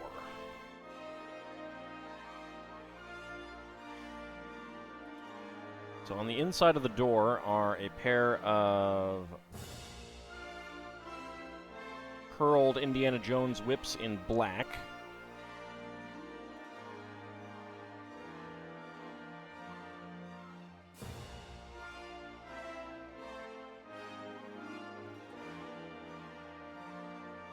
Can you attach this to the tutor block?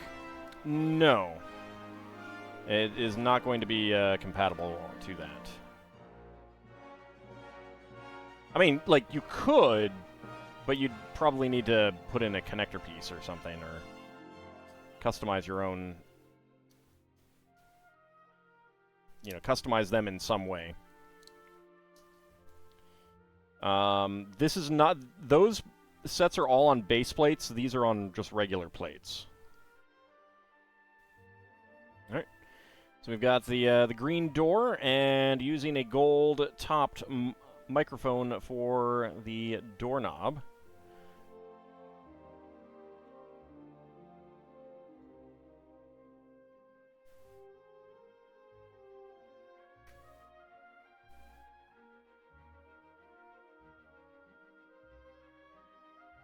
So there it is closed.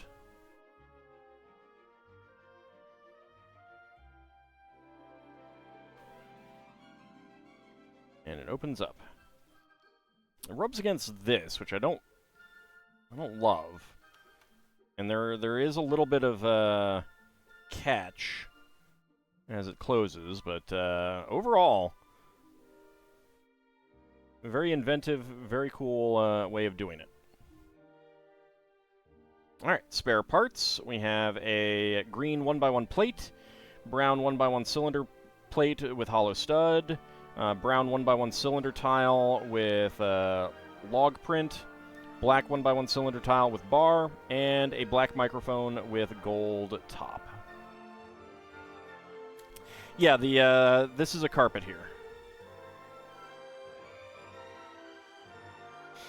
Well, this might be a carpet and this might be a rug. I don't remember I don't remember if he has a wood-paneled floor in there or not.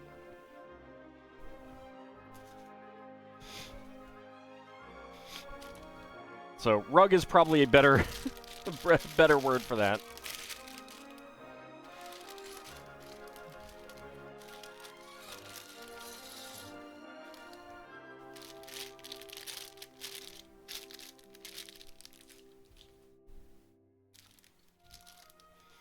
Okay, looks like we are going to be working on the front yard. Kind of. But yeah, a lot of the front yard here, I think.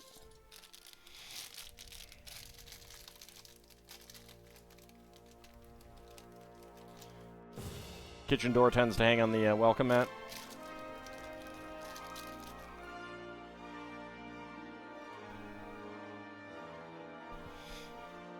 Okay.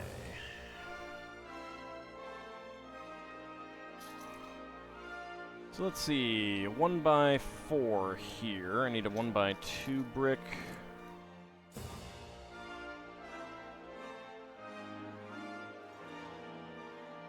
1x2 tile. 1x4 half tile.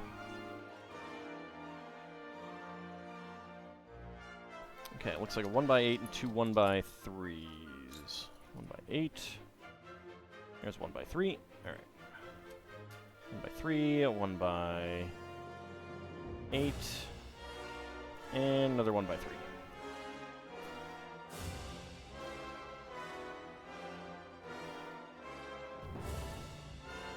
1x2 slope. And then we'll get some beige plates in here.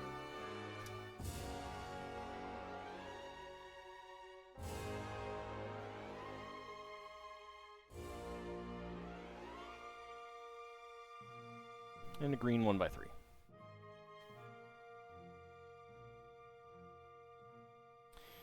Let's see, 1x4, 1x2, and a pair of 1x2 slopes.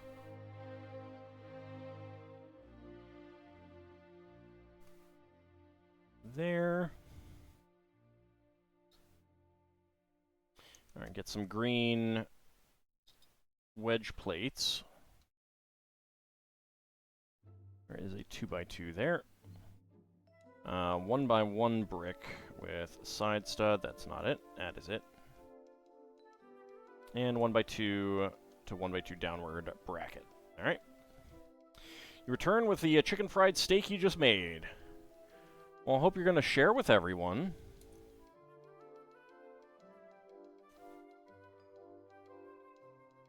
I want some.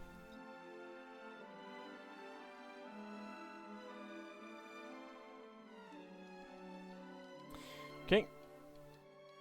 So this is going to be like an arch over the doorway, I believe. Black 1x2 with round ends. Clear 1x1 cylinder brick.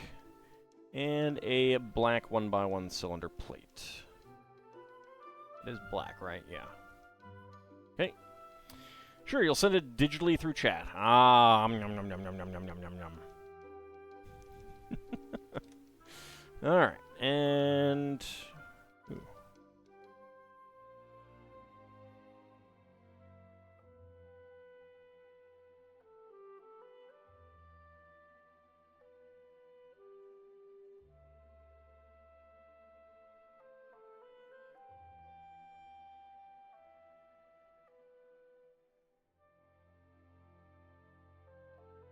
A little wobbly there. There we go. So he's got his porch light.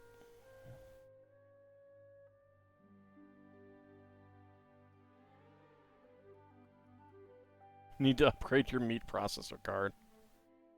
It's terrible.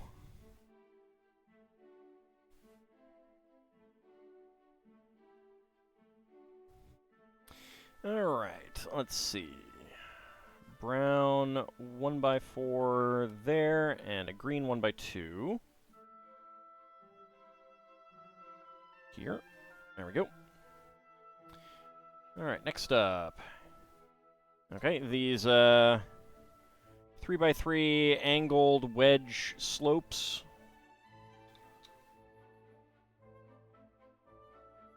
Get a few of them in here. No, that 1x1 does not go in anywhere.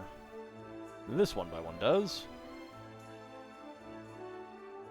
And I need that angled corner slope, and I need a 1x2 slope. There it is.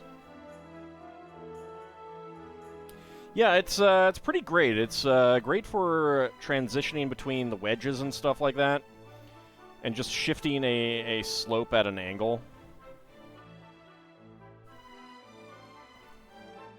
I'd kind of want to have a lot of them and try something neat.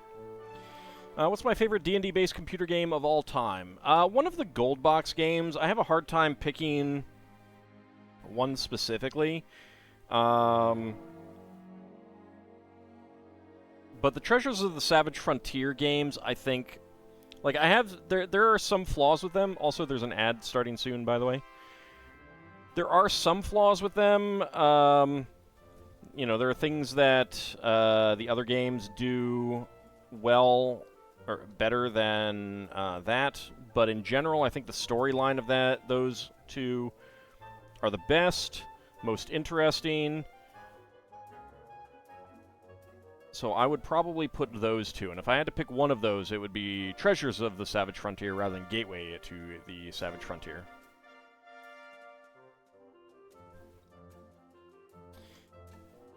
But every gold box game has its high positives, I would say.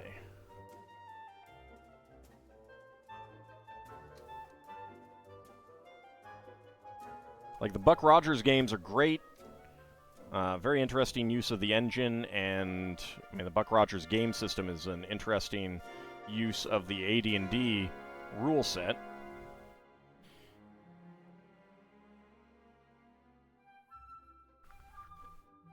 The Kryn games are a fascinating alteration of the rules. It is a shame that we never got the planned expansion for Unlimited Adventures. That would have been Kryn.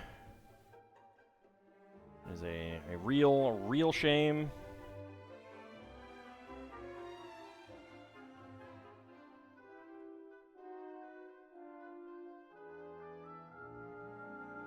Pirates of Realm Space isn't a gold box game. It's not a gold box game. No matter what anyone says, it is not a gold box game. I do not know why it is considered a gold box game. It did not come in a gold box. It does not use the engine. It may use some routines. But it is not a gold box game.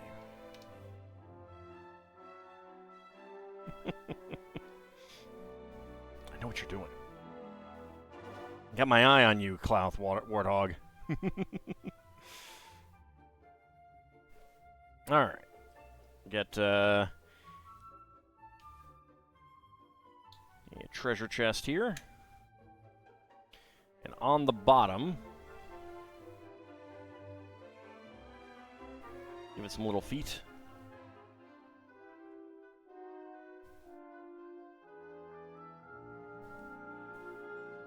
Like, if I had to say what the weakest of all of the gold box games is, I would probably say Death Knights of Kryn. I think that one ends up being a little on the weird side.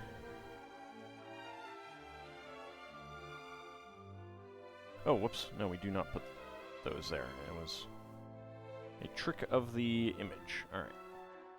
Then inside, we get a spoon and a fork, but no spork.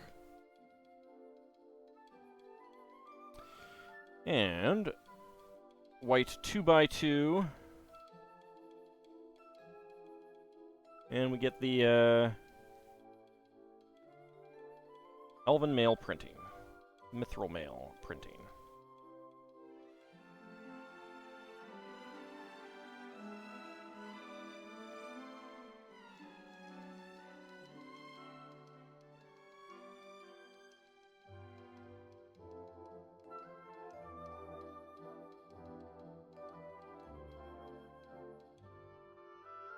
There we go.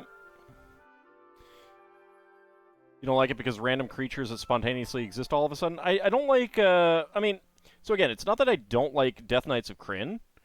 But I think it's the weakest of the batch because the bunch. Because, like, it just tonally it doesn't fit so well.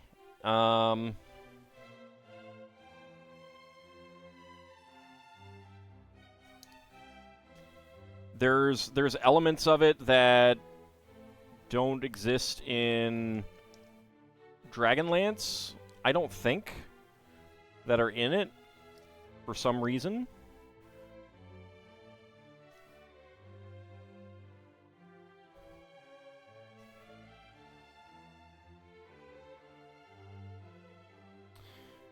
So here we have the castle window pieces and dark brown window panes.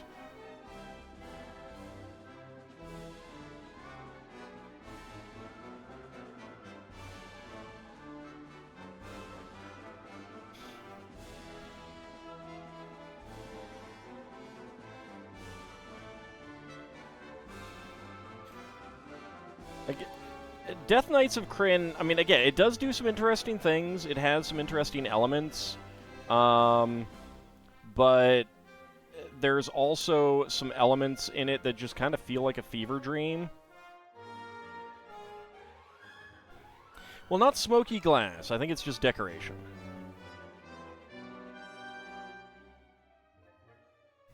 Because they do actually have smoky glass that they could do, and they are not using it.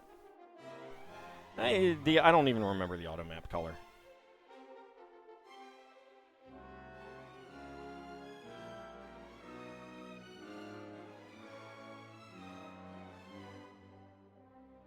That is rarely, rarely something that actually is an issue for me.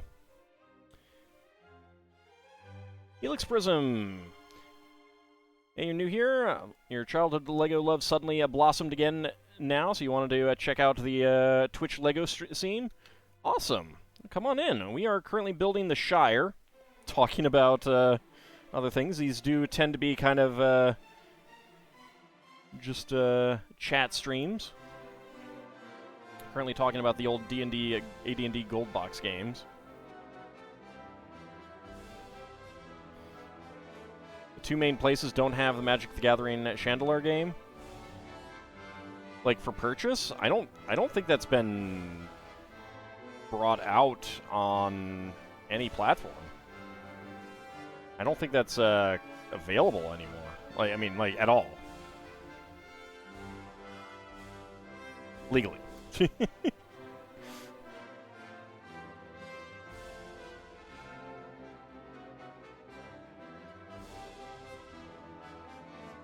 we go.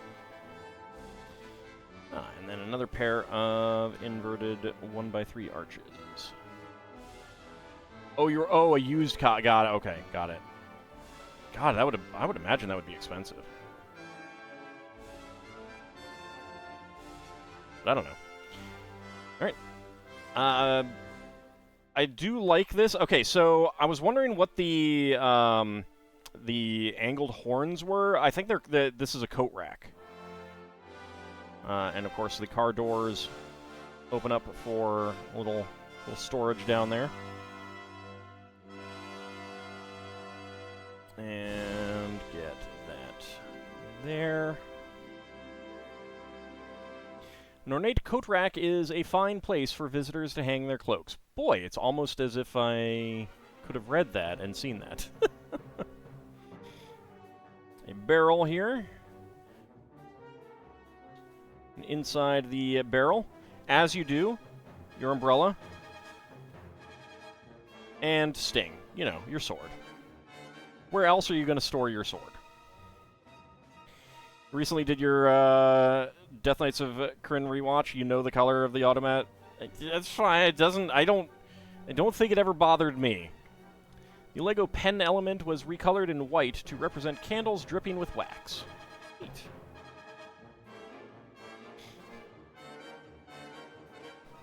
I mean, I guess what I'm kind of getting at is I think the issues with the story are a bit larger than the issues with the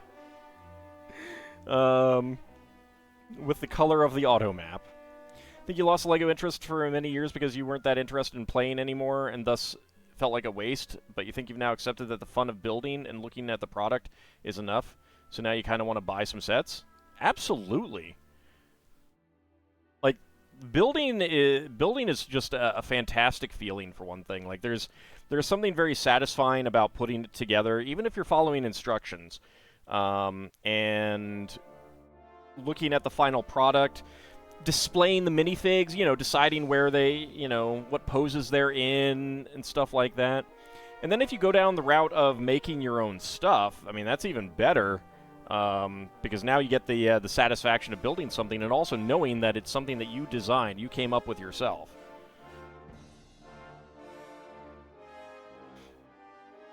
Like, it's pretty great.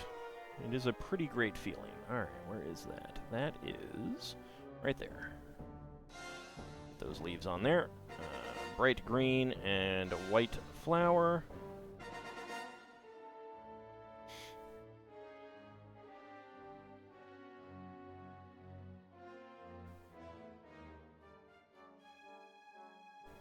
Okay, we have the Wolverine claws here for some little grass hanging down.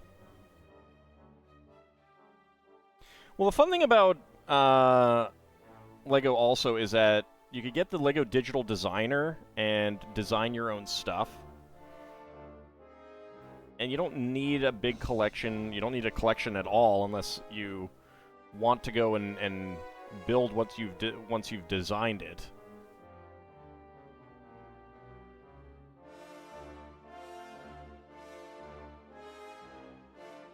Like, if my Lego Ideas contest submission doesn't win, I might just buy the pieces and build it myself. My wife isn't yet ready to have sets on display, so she suggested building and taking apart like a puzzle, at least until you get a hobby room or something. That's fair.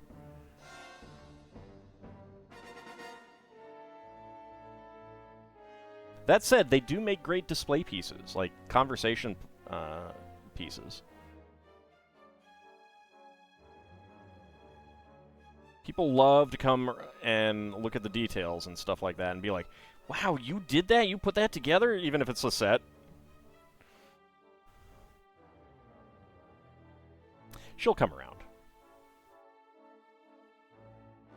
And they're also doing stuff these days where there's like a build together element where they have multiple portions where it's like it would go together and two people can build together. So that can be a fun activity to do with her. Trying to convince her, she was quite fond of the idea of building as a date night activity. Awesome. Yeah, if she likes flowers, show her some of the botanical sets. She might change her tune on display with when she sees those. Like, my mother, who never, only had ever purchased Lego for me when I was a child and everything, bought some of the botanical sets for herself and put them on display. She's a gardener. She loves flowers and everything. But I was tickled pink. Well, like Hogwarts or something. That's fine. That's fair. Yeah, whatever anyone likes.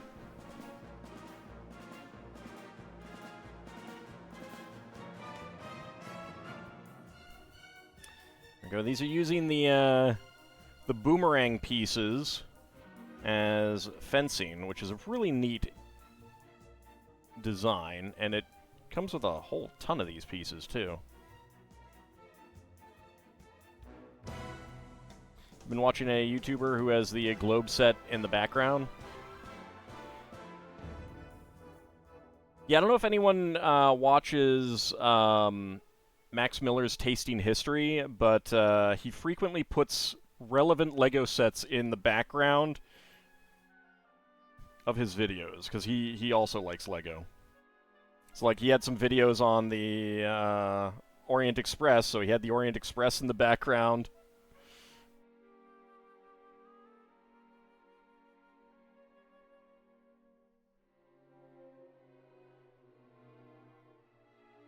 Yeah, the botanical sets, I think, have really, really opened up a new market for them. And I think they're doing really well for them. There were no murders you trust? I don't know. Might just have to watch his videos and find out. The Lego Boomerang element was recolored in medium nougat to replicate a wattle fence. Wattle. Wattle. Okay, so this is medium nougat. Understood.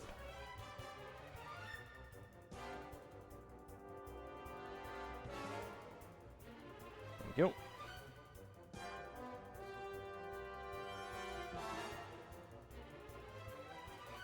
This is a political YouTuber who happens to have the globe set. Well, it probably means that he likes Lego, and it's just like a subtle thing of wanting to show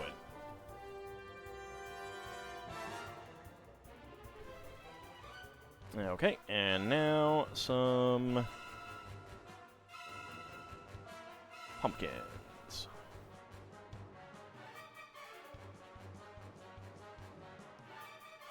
There we go. So I like this these pieces as cabbage or lettuce or something. That's pretty nice.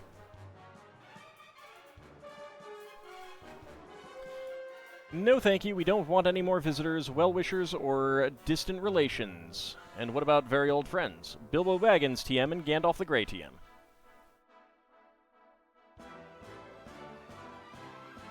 Make our mailbox and gate here. Yeah, he did do a video on what Otzi the Iceman had eaten.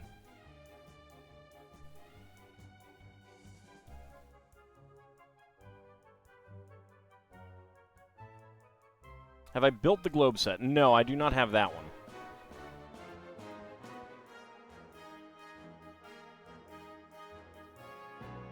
I probably won't get it either. Not, like... I don't dislike it, but it's also not high on my list of desires. I mean, it's nice. It looks like it's a great display piece and everything. Just, not quite to my taste. I would definitely get it if I had unlimited money, though.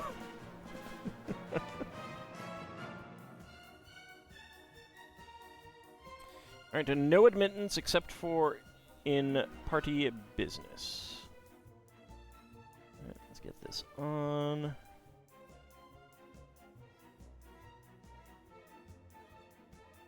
There we go. Actually curious as to how a globe is made in LEGO. So these types of wedge pieces, they use a lot of them as you get higher up on the globe to fold all of the plates in. Howdy, Shield of Hope, how's it going? Okay, so that is that right there? That is right there.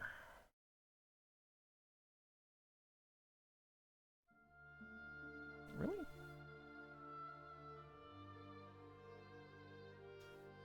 Maybe these need to be turned a little bit more.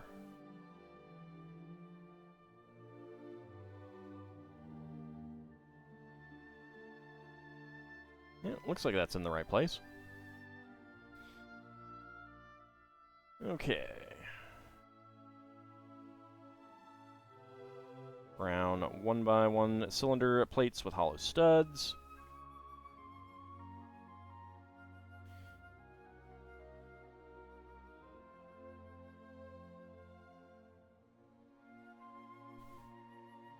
And then we have red flowers. Still going through my Fallout 2 playthrough. Loved how I kept calling Senor Mordino a fat. You probably can't say that on stream.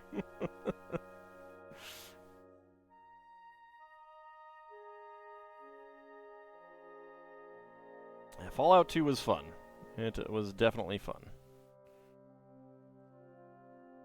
Both of them were. I should really play Fallout 3 in New Vegas at some point. Alright, that one will go right there. A little basket of flowers.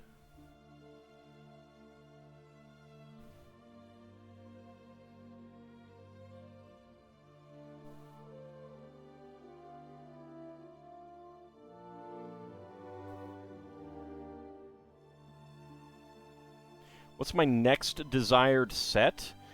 Well, we haven't seen pictures of it, but there is a Boeing 747 piggyback with the Discovery Space Shuttle due out in less than a month.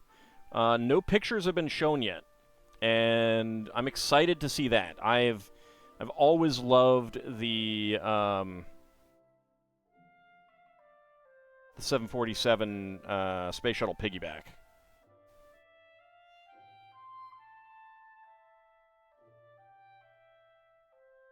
Yeah, I'm very excited to see it. Hold on a second. I might use dark gray, dark brown, but not sure. All right, this goes. What sort of size? No idea. I mean, it's large scale, probably about the same size as the Concorde.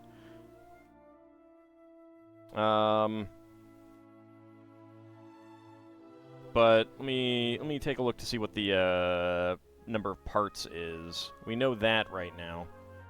Do do do do do. Do do do.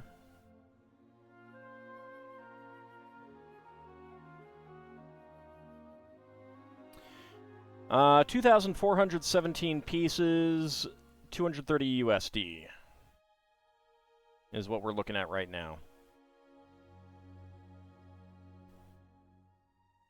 Howdy up, Cody. How's it going?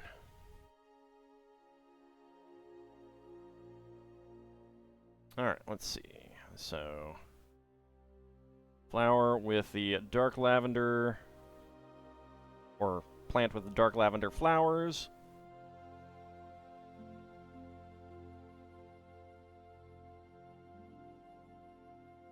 And 2 lavender.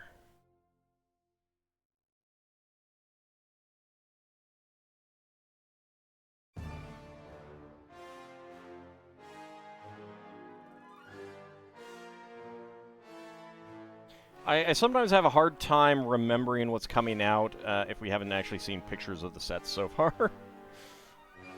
And I think LEGO has been doing a pretty good job of tamping down on the leaks these days. Alright, some lavender flowers there.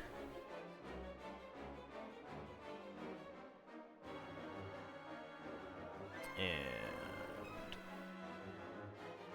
another bright green leaf and white flower right here.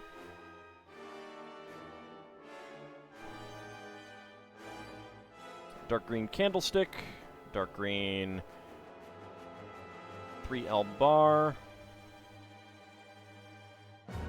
This is a new-ish piece, new this year, I think. There is this same kind of 1x1 half plate with stud, but a bar, and now this has a clip on it. So that's actually pretty neat. Do I have any like dream sets that I'd want to buy that haven't had a chance to get yet? Oh, there's lots. I haven't gotten the Concorde yet, and I do want that one. I want the Artemis rocket. There's some old sets that that I've always wanted that I never got. But I probably won't go out of my way to get them at this point. If you're talking about sets that have never been, like just things that I would love to see them make, oh yeah. I mean, I want a whole new castle line that matches the Lion Knight's castle. That I would love. Okay, these go into something that I have not put in. Where did the... Okay, what did I miss? Okay, I missed these here.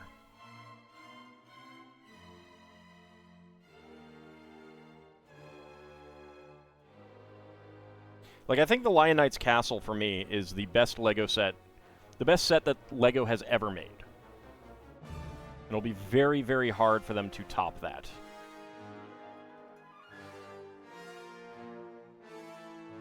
Here's a sunflower.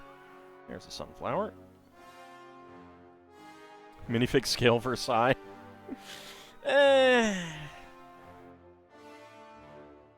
that's right. Neuschwanstein Castle is coming out later this year. In the architecture line. Not minifig scale. That I'm excited for.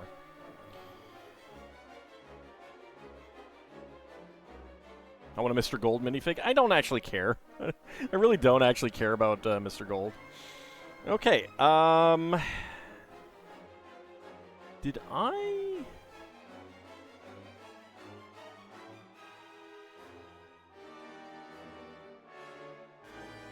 Wait a second, what?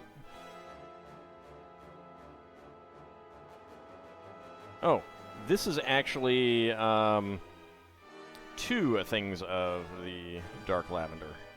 That was not very clear in the instructions. Yeah, no pictures yet, unfortunately. But I'm excited for that one. I haven't gotten the Notre Dame Cathedral, and I want that.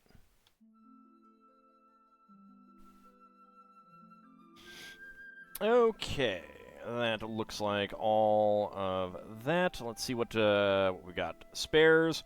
So dark green 3L bar, pearl silver gladius, pearl silver spoon and fork, white pen, white 7-petal flower, 1x1 plate flowers in bright green, red, dark lavender, 1x1 cylinder plates in dark brown, medium nougat, and black, 1x1 cylinder, quarter cylinder tile in green, brown 1x1 plate, 1x1 cylinder plate with underside clip in green, Wolverine claws in green, 3-stem plant in green, and a black right angle bison horn as our spare parts. Alright, last bag for the evening will be number 6, I think.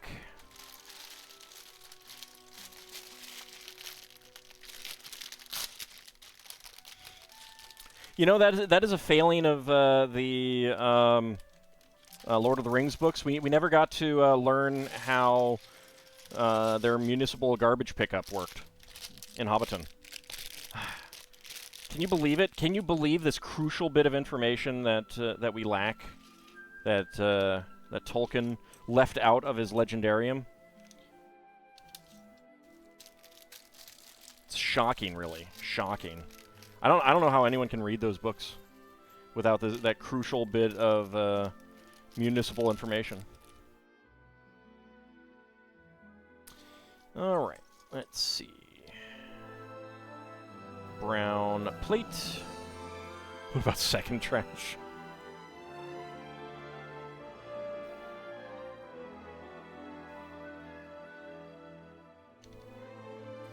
All right, 1x2 brick with center stud, and we are getting the elephant trunk piece in dark brown.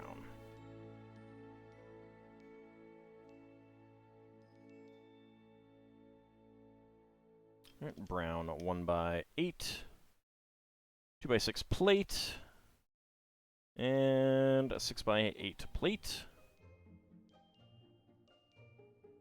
I think this is going to be the top of that.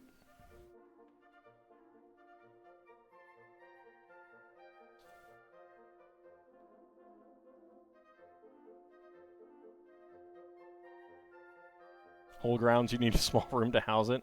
So, like, going back to what we were talking about, like, if you had unlimited money, what would you do? And I would just be like this weird Lego building obsessed rich guy. Totally inoffensive. No one, like, just building away with Lego and taking pictures of it and showing people around. Just being an overall good person, just building Lego. Neuschwanstein is going up in your office eventually along with Himeji. Yeah, I have Himeji. I haven't built it yet. I do need to do that one of these days.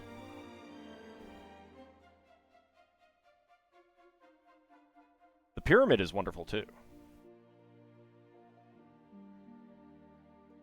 And there we go. All right. And the chimney. Okay. 1x8, 1x8, two 1x3s, and 1x2 there.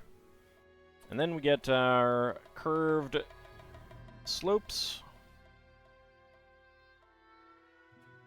Is there a Lego kern yet? No. I'm sure that one's shown up on Lego Ideas, though.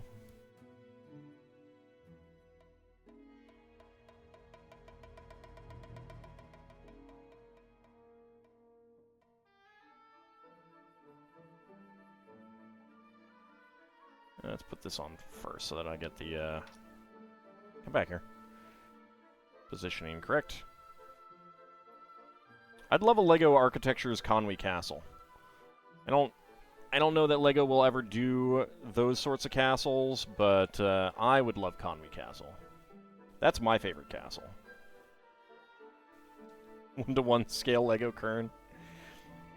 1-to-1 scale actually functioning Kern, you mean, right? It's got to actually function. If you can't smash particles together, then what is the point?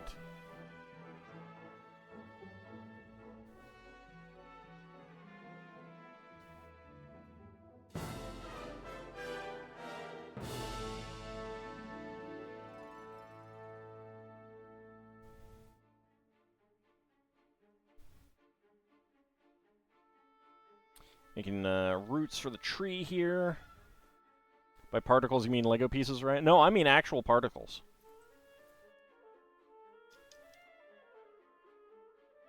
I mean actual particles. Make a real working particle accelerator in Lego form. New pieces, functional Lego electrons, protons, neutrons, which form real Lego atoms.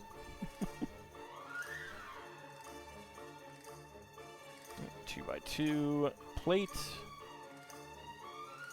Alright, 2x3. 2 dark brown 1x2 Technic bricks with cross-axle holes. And a black 1x1 brick with cross-axle hole. Red 2L axles.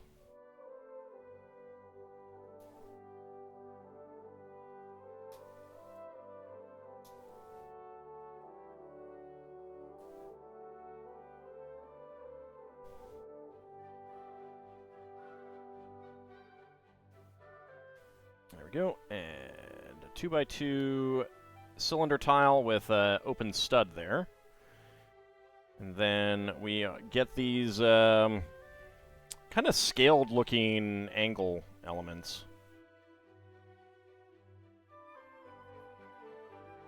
I don't remember what they actually started out as. But we'll get that one there, and then the click hinge piece. And that goes right on there.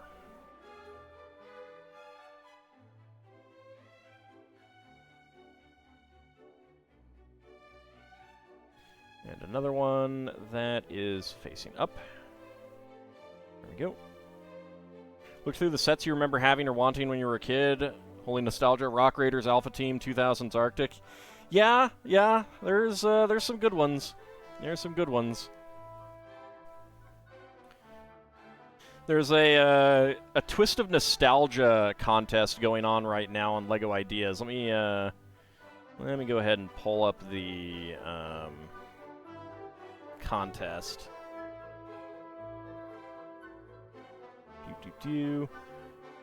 There's some pretty nostalgic stuff in there. They are over 300 entries in now, so the likelihood that my entry is going to get chosen is not high, I feel, but yeah, 332. Let me go ahead and link that. There we go. And for those who haven't seen it, here's my entry. There we go. Sets you wanted as a kid but never saw in captivity was a light-up flying saucer. No, they never made a flying saucer with light and sound. Still believe in me? Oh, I mean, I'm hopeful.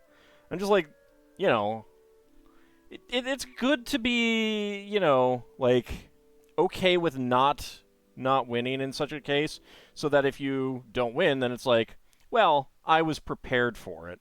And if you do win, it's like, oh my god, I won! So, you know.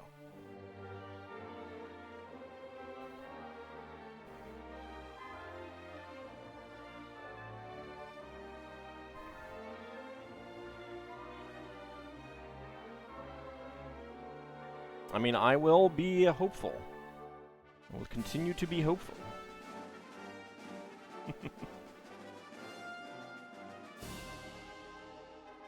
They did have a lot of cool light and sound stuff, though, in the 80s.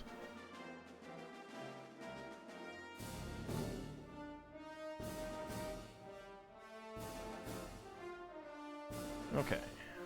This is getting a little bit more on it. Let's see. 1x2 with click hinge, 1x1 in dark brown, dark green leaf element. My idea isn't flamboyant, but it certainly has a chance.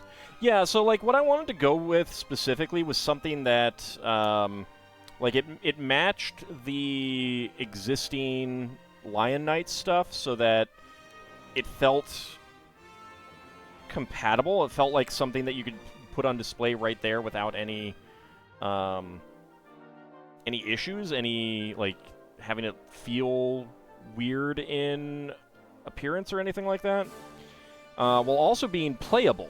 You know, if a kid gets that that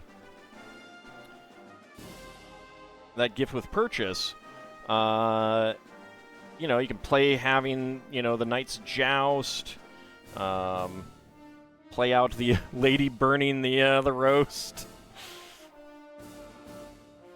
I included some images of like the minifigs together, trying to hit some of the old nostalgia. I drew from some pictures on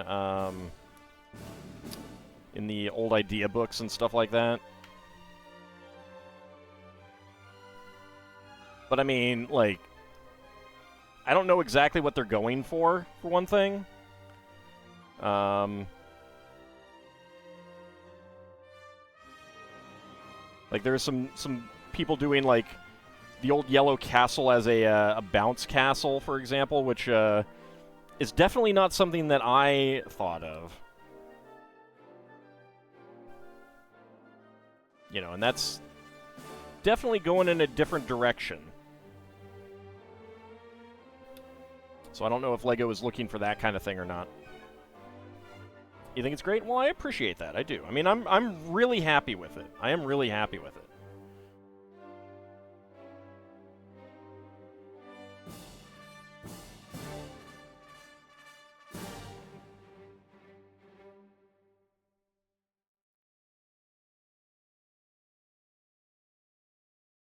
And I did choose a set that not too many other people chose to model. Like, some of the other sets that I was thinking about, I'm, like, looking at what's there, and I'm like, there's a lot of versions of this out there, so I'm glad I didn't choose that.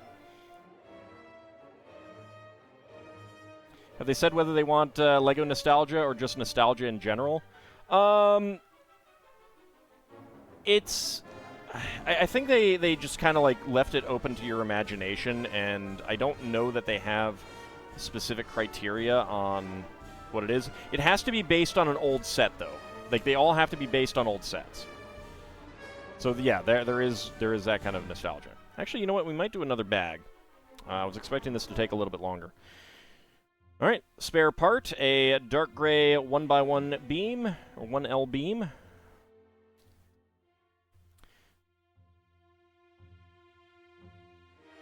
Some participants try to play the judges. Well, I'm not talking about playing the judges, but, I mean, I do think that there is a fair argument for, if you have an idea of what they're looking for, then trying to give them your vision of what they're looking for is not a bad thing. The roof of the entrance hall is designed to be removed for easy access to greet guests at the front door. I mean, like, I want to win. I'm not just doing it to say that I did it. I want to win.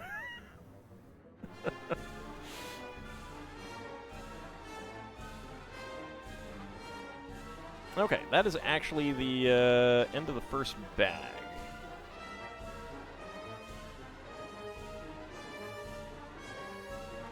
Nah, since that's the end of the first bag, I think we will call it, call that part here and move on to minifigs.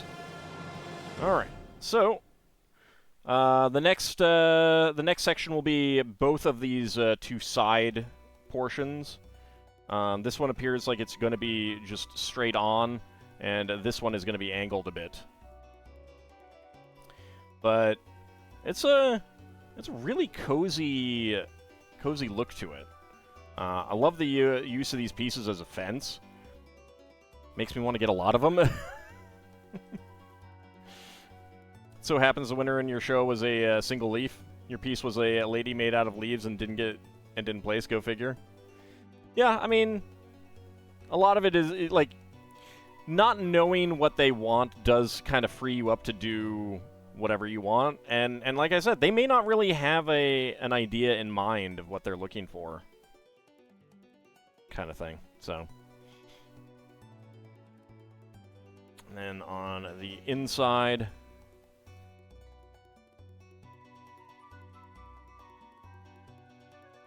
it's pretty nice.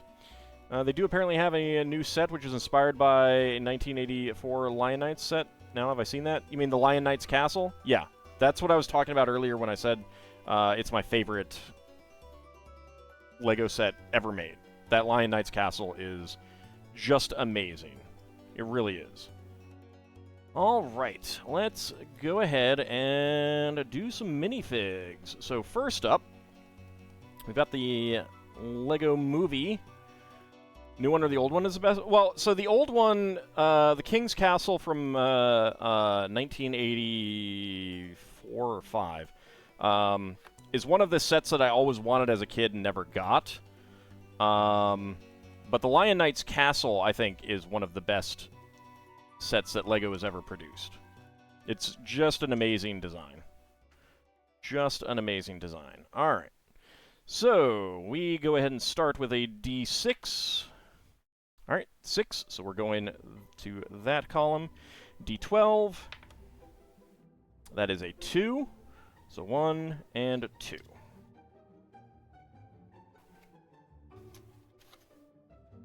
There we go. So let's go ahead and...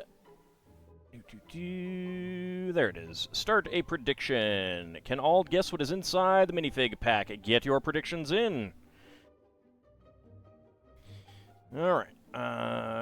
D20. Let's roll to see what the die is going to say. 3. All right, that's another Emmett. There may not be any more Emmets. I don't know. Let's see. Not-a-Rogue AI. 10. That's the Barista. 3 for Ice Oven as well. Emmett. 2 for Bahamut. That is President Business. 6 for Sealan. That is Miss Scratch and Post. 16 for Vigistry. That is the Mermaid. 3 for Abcody as well. That is Emmett. I guess Hamfast Old Gaffer Gamgee. All should like that. There's Ham in the name. Now, howdy, Duke Darkwood. How's it going? And Lil Bunny coming out of Lurking to make the first guess as a Minotaur Excavation Contractor. Leonin Singing Cowboy. Alright, let me go ahead and pull up the timer. So go ahead and get your predictions in. Can I guess what is inside the minifig pack? So I got about 40 seconds remaining. So far, we have gotten the Robo Madame, President Business, Emmett, and Wild West Wild Style, Abe Lincoln. We have not gotten any Miss Scratch and Post. We've gotten Scribble Cop, William Shakespeare. We have not gotten the Construction Worker Lady. We have gotten the Barista. We have not gotten the Robo Secretary, Taco Tuesday guy. We have gotten the Where's My Pants guy. We have gotten the Robo Prospector and Panda guy, and we have not gotten the Mermaid. So go ahead and get your predictions in, and predictions are closed. All right.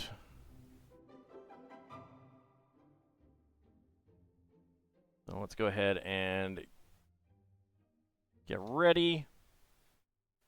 And go. All right, let's see. What do we got? What do we got? That's not going to help.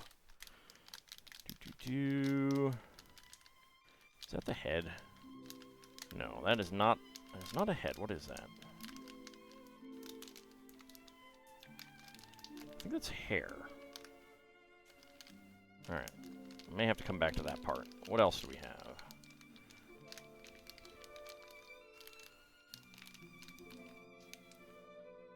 Okay. 30.05. We have the barista, I believe. So, number 10. Let's see if that is it.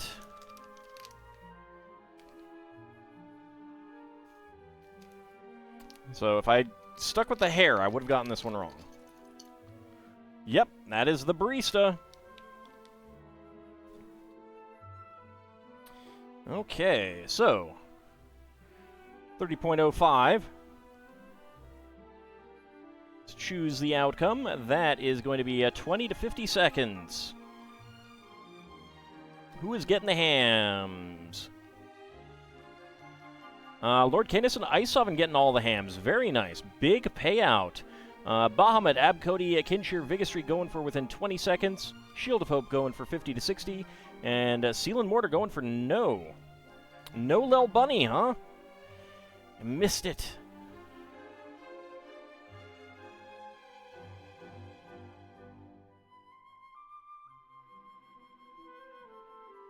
Only one-sided. To the face. Forgot to vote. I mean, that's okay. It's up to you. I'm just surprised when it happens, that's all.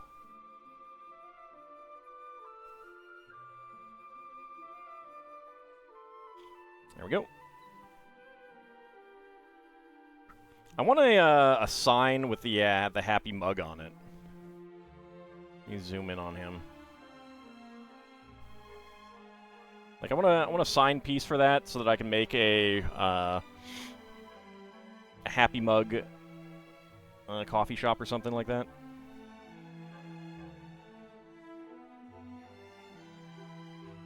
Okay, so let's go ahead and mark that down.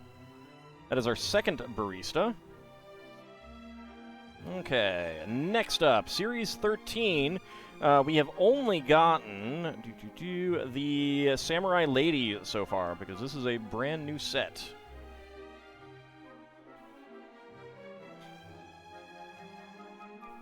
You love fries in a mug? I don't think that's what that was, but maybe. All right. Let's see. D6. All right, 3. So we're going to the middle. D20 for a 19. 1, 2, 3, 4, 5, 6, 7, 8. 9, 10, 11, 12, 13, 14, 15, 16, 17, 18, 19, yeah, 19. Okay, so there's a couple more in there. I think a couple might have migrated from the other side, and this is a set that was opened, but I think just to put stickers on them. Okay. There are 16 of these. This is a 16 one. So let me go ahead and start a prediction. You can all guess what is inside the minifig pack. So let's go ahead and roll the d20 to see what the die predicts. 5. It is predicting the Goblin.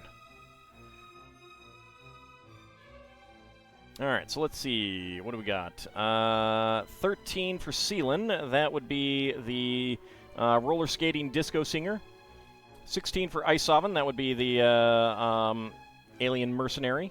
5 for Bahamut as well would be the goblin bandit. Let's see. 1 for Nadaroge Eye. That would be the Happy King. As well for Helix Prism. And a 7 for Abcody. That would be the Cthulhu alien. Next guess is a Minotaur excavated dirt hauler. He picks like someone ordering an ice cream. Leonin firework merchant. 1. That would be the king. This is Series 13. So there's a king, there's a sheriff, unicorn costume guy, snake charmer, a goblin bandit, an archaeologist, paleontologist actually I should say, Cthulhuoid alien, an Egyptian warrior, Old Kingdom Egyptian warrior, a carpenter, Ming the Merciless, a fencer, lady samurai, roller skating disco singer. We're all just trying to find out who did this hot dog guy, lady cyclops, and a space mercenary. How do I know he's a king? How do I know he's a king? Because he matches the queen, that's how. Your answer is 1 then, Vigastry. Alright, just a few seconds remaining. Go ahead and reset my timer, and there we go. Alright. Oh, I missed your Grimace guess. Let me go back and see that. The Grimace straight-up minifigure of the Grimace. You'll not be taking questions. It would be actually kind of neat if they did a McDonald's set, honestly. Okay. And go. Let's see what we got. Torso.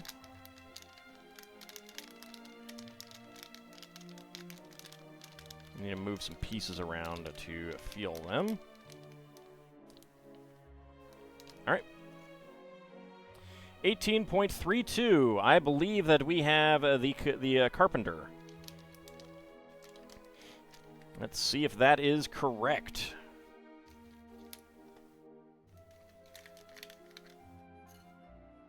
It is indeed correct. All right, I felt the hat. So that is 18.32. So let's choose the outcome. Within 20 seconds, complete that prediction. And Bahamut Kinshir Helix Prism getting all of the hams. Very nice. Seal and Mortar, Lord Canis, Abcody, and Ice Oven going for 20 to 50. Shield of Hope going for 50 to 60. And Vigastry and Lel Bunny going for no. Someday you will teach Alt Regex? No, you won't. Trust me.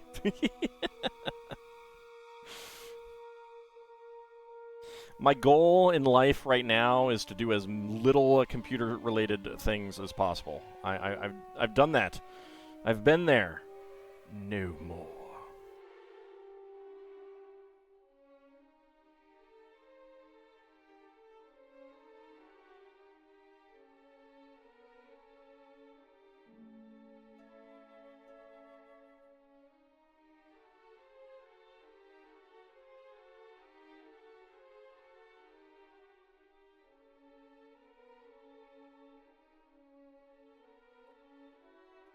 This is a pretty nice figure, actually. All right, let's go ahead and zoom in. Oops. So we've got bright orange hard hat and dual molded hair, I believe. Yeah, it's dual molded. Just kind of a little smirk on him. Plain old T-shirt with.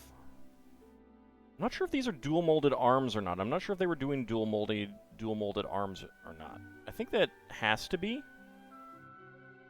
Yeah, it is. I can feel the little catch. And just like a tool belt printing on the hips, and then a saw, which I don't think they've put it into any other sets, which I think is also dual molded, and a board, printed 1x4 tile board, which is a bit different from the other ones that they've done. But nice construction carpenter guy.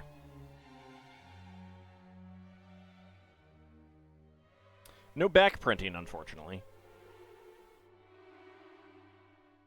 But that is a good fig. I really do like the saw on that. That's very, very neat. All right. And the final minifig for the night, we're going to the recently released Series 27. And I need to put another minifig in. Let's grab that one.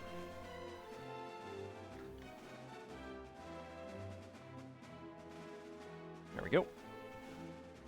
Okay. So this is going to be a bit different. There's only 12 Vigastry. A 1x4, 2x4? Yes. What will I think of next? I don't know. Alright, so, we've got 6, so we're going for that column. The right column. D10. 4 and 9. Alright, so we're pulling out the last minifig. And so that I don't forget, we'll slot another one in. Just like that. Alright, so this one is going to be different. Start the prediction.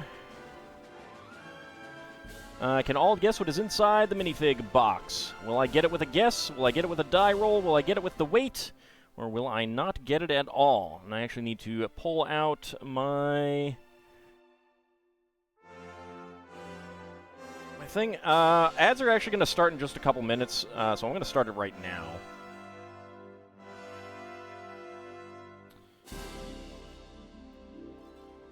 Actually, no, I'll snooze it. That's fine. Let's just snooze it.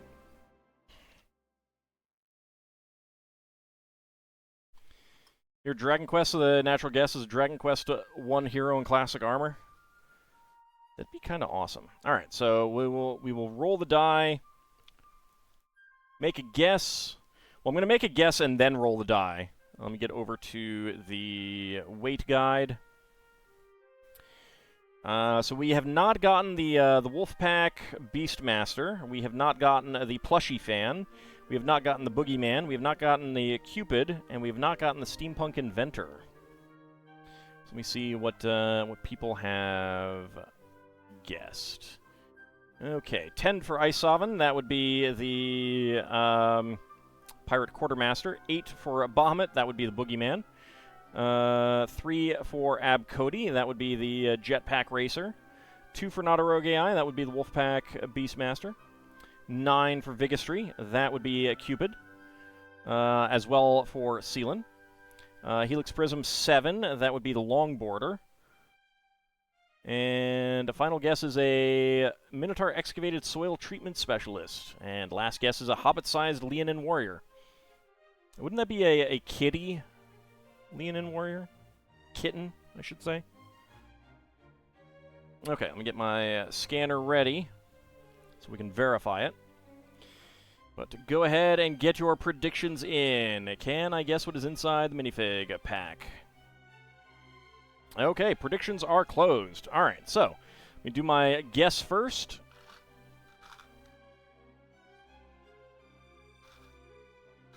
Okay, I'm hearing a lot of small pieces.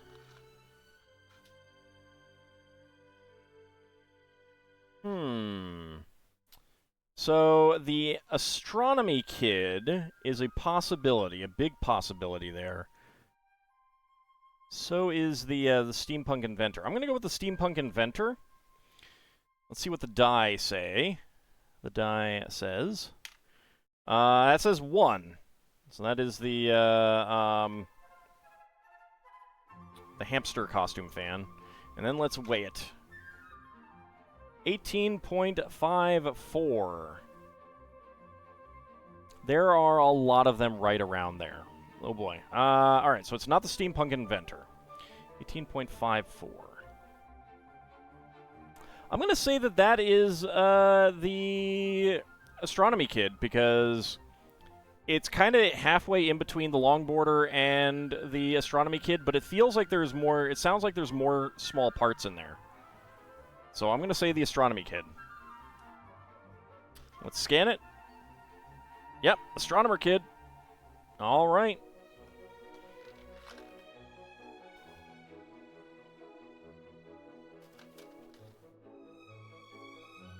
And that is indeed the Astronomer Kid.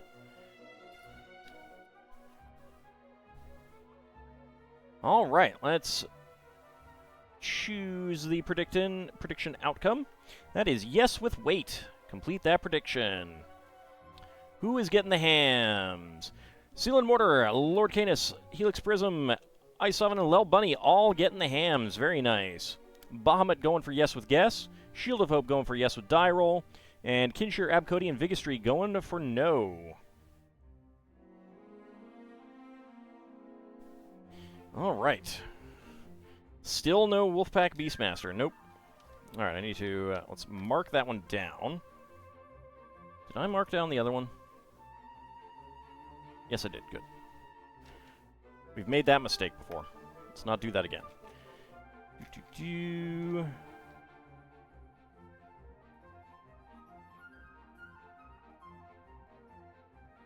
So yeah, lots of pieces in this one.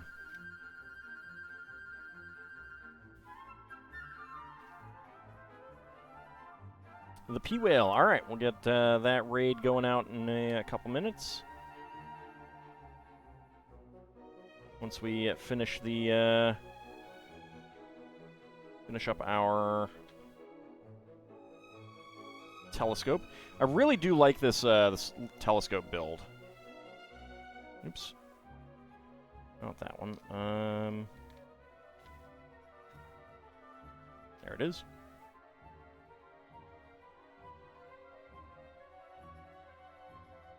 Like that's a great build. Great little build there. And then of course the kid does have the prosthetic hand.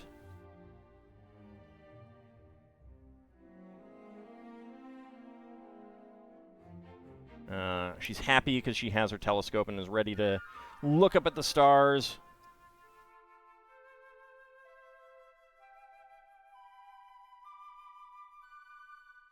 The legs on the legs on this piece are a little bit long, so you want to put the tile down first. All right, there we go. Let's go ahead and zoom in on her.